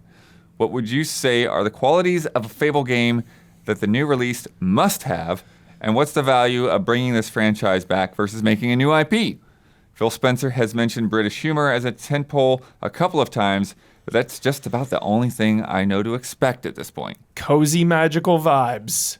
It's gotta be cozy. That and like player choice, consequences of things you're doing. You know, like the old games. You're a bad boy. You start to look like a bad boy. You get like horns or something. Right, So you're a yeah. good boy. You get like a halo or something like that. Yeah. Things like that, I think, are important. Yeah, like multiple endings. Yeah. Like want to like see that play out. Yeah, I don't know. I feel like the Fable 2 and 3, at least to me, like had pretty distinct like combat systems too. Like we were talking, we were watching, like show me that, like that town, like that cozy town, like Wanna see snowing or something on Yeah. it. Like that's what I expect. I expect like pretty big towns, lots of like NPCs to interact with, and kind of like a unique. I mean, at the time, it was kind of like unique combat system with choices. So it's like you play a certain way. It's like. Yeah, you can use these types of magics and go like, kind of renegade, or you could be like a good person, help everyone with your magic. So obviously those are a little bit more, antiquated notions now because like everyone can like do that. So I think for me it's like the humor, and the visual style. Like it felt like, it's very distinct. Like it's very colorful. It feels like, a fantasy book. So I'm really digging it. Like I hate to bring up the S word Shrek, but it's like, it's like going in like that direction. And now I just need to say, okay, show me some cool magic systems on here, and show me if there's gonna be a choice, whether it's like through character interactions or in the way I build my character and what I do in the world. You know what I would love to see? Sorry, this is want to be distinctly Fable. It's not answering your question, but you remember the promise of Epic Mickey? That never. I want to see someone. No one's delivered on that yet. Why you gotta hurt us? Sorry, Warren Spector, but like I'd like to see sure. maybe Fable can do what Epic Mickey failed to do, where yeah. your choices like impact the world and how it can like destroy it or build it up. Yeah. That would be kind of sick. And I also think Fable is just too big of an IP to like let go. Like you should absolutely do something with Fable. Yeah, you're so Yeah. right. And I think the series needs like a fresh take with the new studio, and like it's exactly what we're getting. I think they've made a great move actually with this franchise, like giving it to that team and letting them do their own version. I think that's wonderful, and it's because like they're already pumping out new RPGs. They're already doing like Avowed and stuff like that. Yeah. So it's like they're doing Starfield. It's like they're just having their cake and eating it too. For sure. From the champ. I thought Xbox's showcase was amazing. Lots of great games shown. I thought to myself, time to get a Series X. But then the harsh truth about their showcase hit me. These games will not look like this on a Series X. Since Microsoft launches day and date with PC, it's safe to assume that most of these games are running on a $3,000 rig. No way Cyberpunk will look like that on a console. No way that was in game console footage for Fable. The games aren't out yet, so it's possible they're running on a Series X, but I wouldn't bet all my assets they weren't. This realization made me appreciate Sony's showcase more, since Sony exclusives were probably all running on PS5 hardware. I won't think again, maybe. But do you feel like it's misleading to casual gamers to show the Xbox branding, but show footage from PC builds? Do you think games should say what they are running their footage on? If I wanted my game to look like what I saw, I would have no idea what to get. Some games said. showed, like running on Series X or something like that. Yeah, I mean, obviously I'd prefer that every time if it's like PC version. We did see that in the Cyberpunk, extended showcase. Yeah. Like, Cyberpunk was like Mm-hmm. Series X performance mode. Yeah, that's great. So yeah, obviously I want that more. And yeah, the PlayStation thing is like, that could be on PC too. Yeah. Especially if it's far away. You never know. It'd just be targeting PS5 specs or something like that. Yeah, it's all like development builds. Yeah, exactly. Custom hardware, whatever. Yeah. And not to mention multi-platform things. It's like, Yeah. narrowing that down to a platform Yeah. isn't always there that early, Yeah. From Dingle D, we're a good chunk into the summer of games now, and online receptions are not so good, even if I've been enjoying myself. The main complaints being there were no surprises, and why isn't that game at the show? Both of these can be attributed to one thing, the river of leaks, which even came in full flow before the Xbox conference. My question is, should companies work around these leaks and hold themselves accountable, or should the fans be held accountable for their expectations? Companies be held accountable for leaks? Like, what do Yeah, you want I them to do? I don't understand. Not show up not show the game? I don't know what you want. Leakers could be held accountable. Yeah, that's I guess. true. Yeah, that's what they're doing. leaks are trash. But it's for me at this point in 2023, it's just a harsh reality, and I treat it the same as I do with spoilers in a movie or a show. It's on you to avoid that shit. You do your best. So like the lead up to Summer Game Fest, I was just media blackout. I was off social media. I was off the internet for the 2 weeks leading up to this because I just wanted to avoid everything, and that's really all you can do because you're not gonna stop leakers. It's like a full-time job for a lot of these people now. And just social media has made it so much easier to leak. Right. Just like a marketing poster in Brazil, GameStop leaked, and now everyone in the world knows that this game it's is like coming. this dumb little thing could Yeah. happen on a website and you would never know about it, but somebody saw it and shared it. And so like that's the main thing. It's like, rather than like even worrying about like whether you see a thing or not, it's like you don't have to share it necessarily, like that's Yeah. you don't have to like spread it, but obviously like once it gets out there, then like you're saying, like even some of the big online news Twitter feeds and stuff like that, they're gonna put it up there too because that's what they do. It's like we know this thing exists, we're gonna share it. And even if you're media blackout like me, like some things are just truly unavoidable no matter what. Like Metal Gear Solid, like there was no way anyone was ever dodging that one. So you just do your best, try to stay off it, and just try to dodge that stuff. But I don't think it's gonna change. I don't think it's gonna stop. Yeah. No, it won't stop. Yeah. no. I don't know if there's. I don't know a way when to they talk fix about it or companies being held accountable. Yeah, I mean, I it's know. like, they're going to find the source of those leaks and do what they can do. Yeah. But there's a limit to how omniscient. Yeah, and they it's can like, be. if your Xbox and your game gets leaked, you're gonna show. It's like, Oh yeah, it's like there's what no do way you- they're pulling anything. Yeah, they're not from gonna the not show over the that. game. Yeah. It's like, Yeah, and like they were saying at Giant Bomb, it's like this stuff is like planned out, 6 months in advance. Like they're getting this stuff ready, and it's like, no, they're not going to pivot very much to respond to what somebody else is doing or whether a leak happens or whatever. And it's like you just kind of have to roll with it. Everyone's been putting all this time in, and all this work, and tons and tons of people are responsible for making these things happen. All right, it's time for bets. This week's bet, going an easy one this time. Final Fantasy 16 is out next week. I'm going to go through the top 10 English reviews on OpenCritic.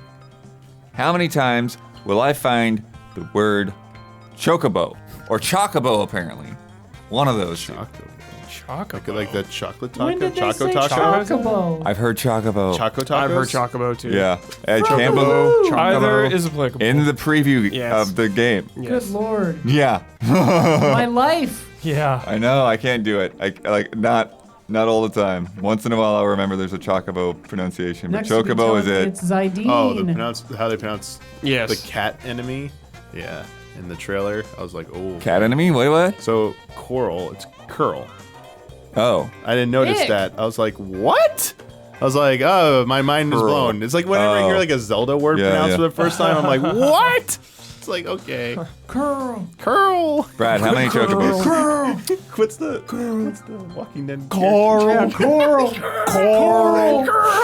Carl, but coral. Coral. Yeah, Titus. Good lord. Oh, God. Yeah, Titus. And Oh no. Zidane. we did it. 10 Chocobos. 10 chocobos. Queen. Yep, Right, I I'm forgot not what we even were there. doing. 11 chocobos. Ah, Man, Damiani. we gotta start cheating. What number do you think this is? 16 or 18. What is it? It looks like a 10. It It looked like a 10.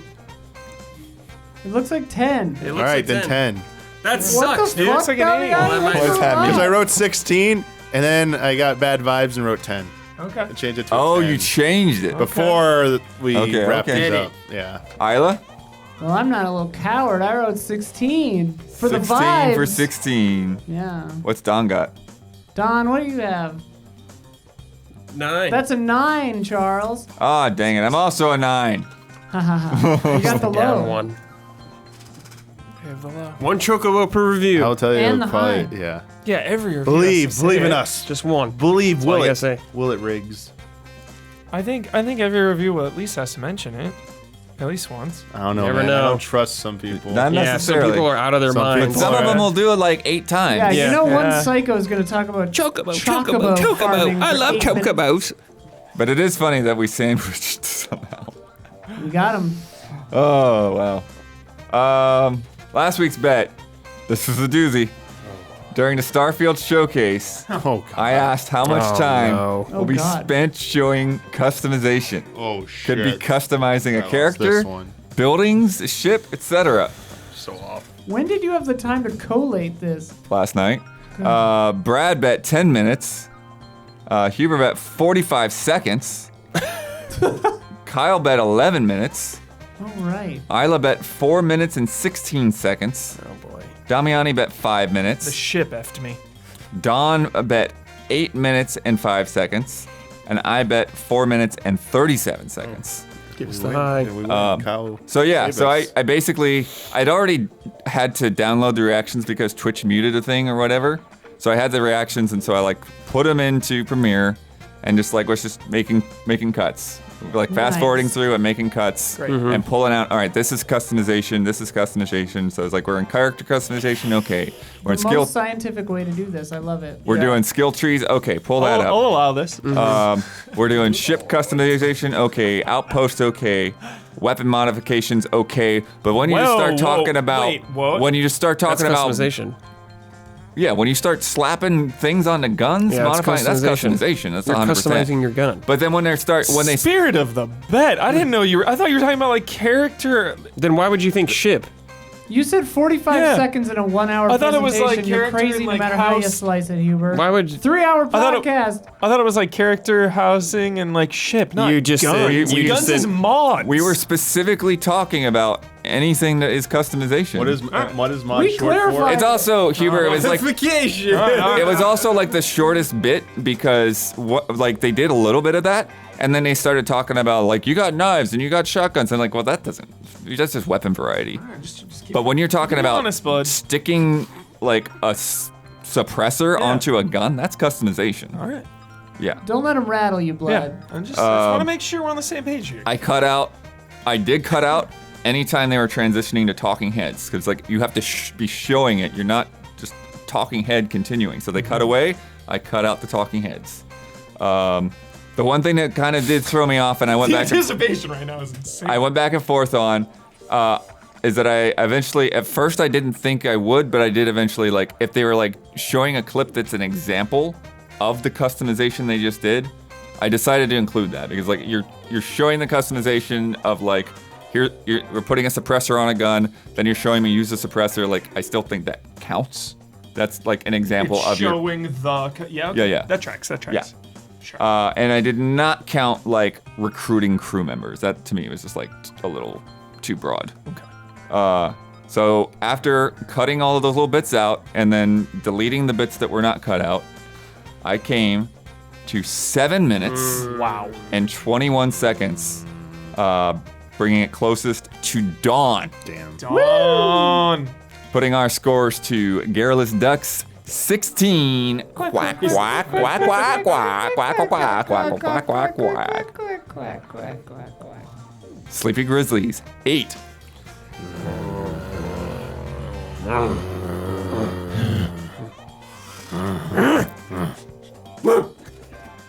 Let me tell you about patreon.com/easyallies.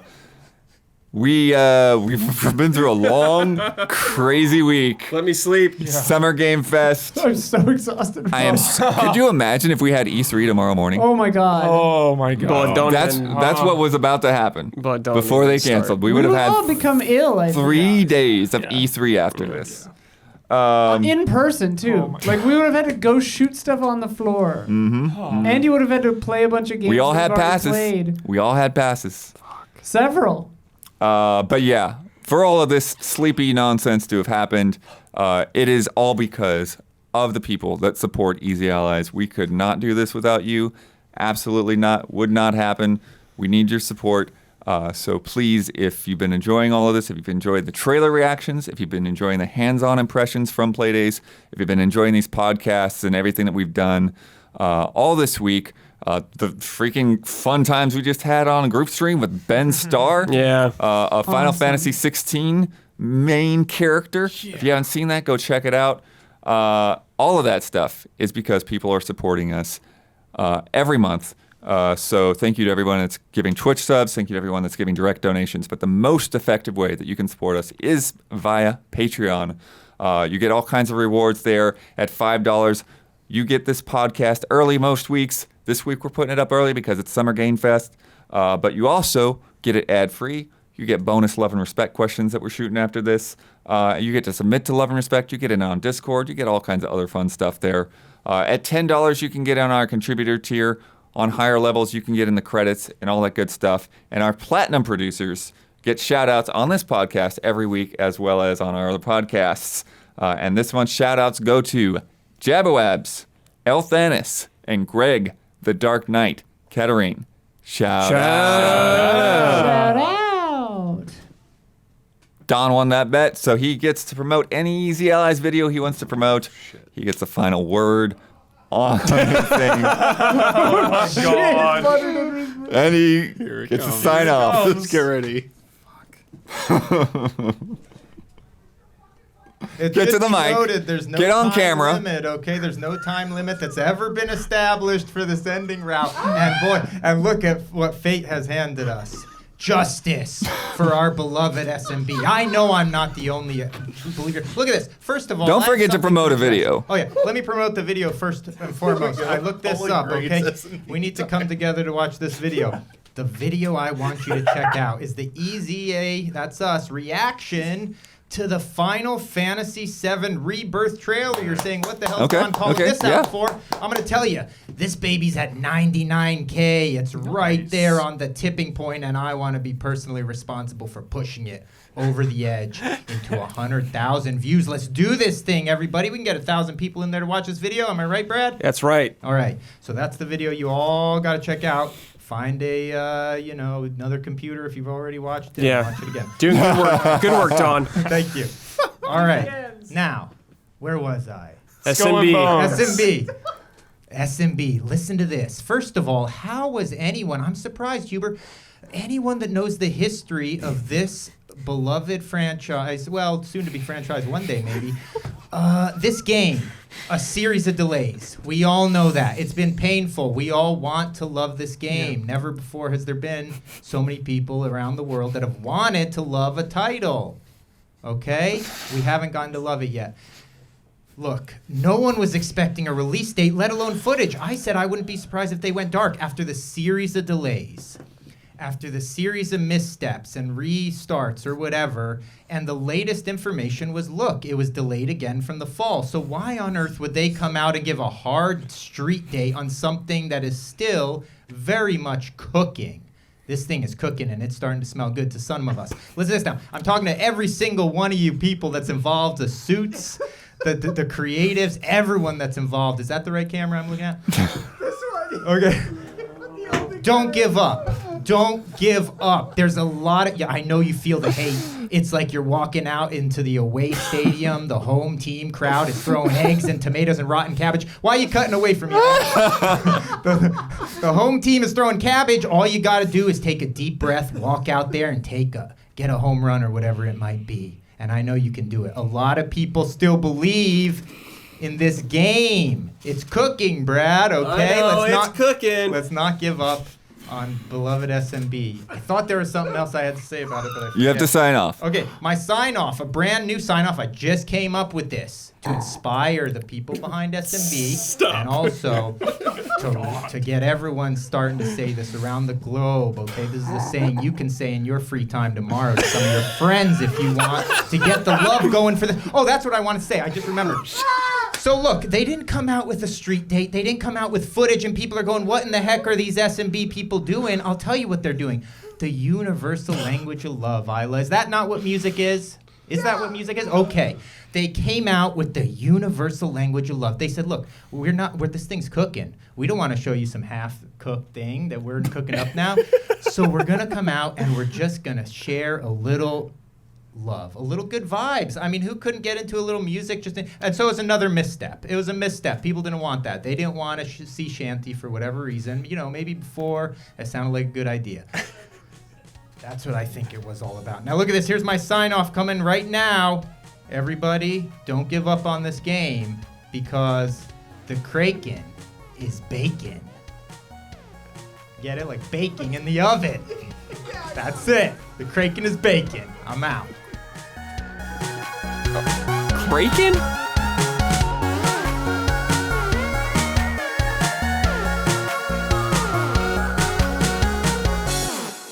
Isn't it Kraken?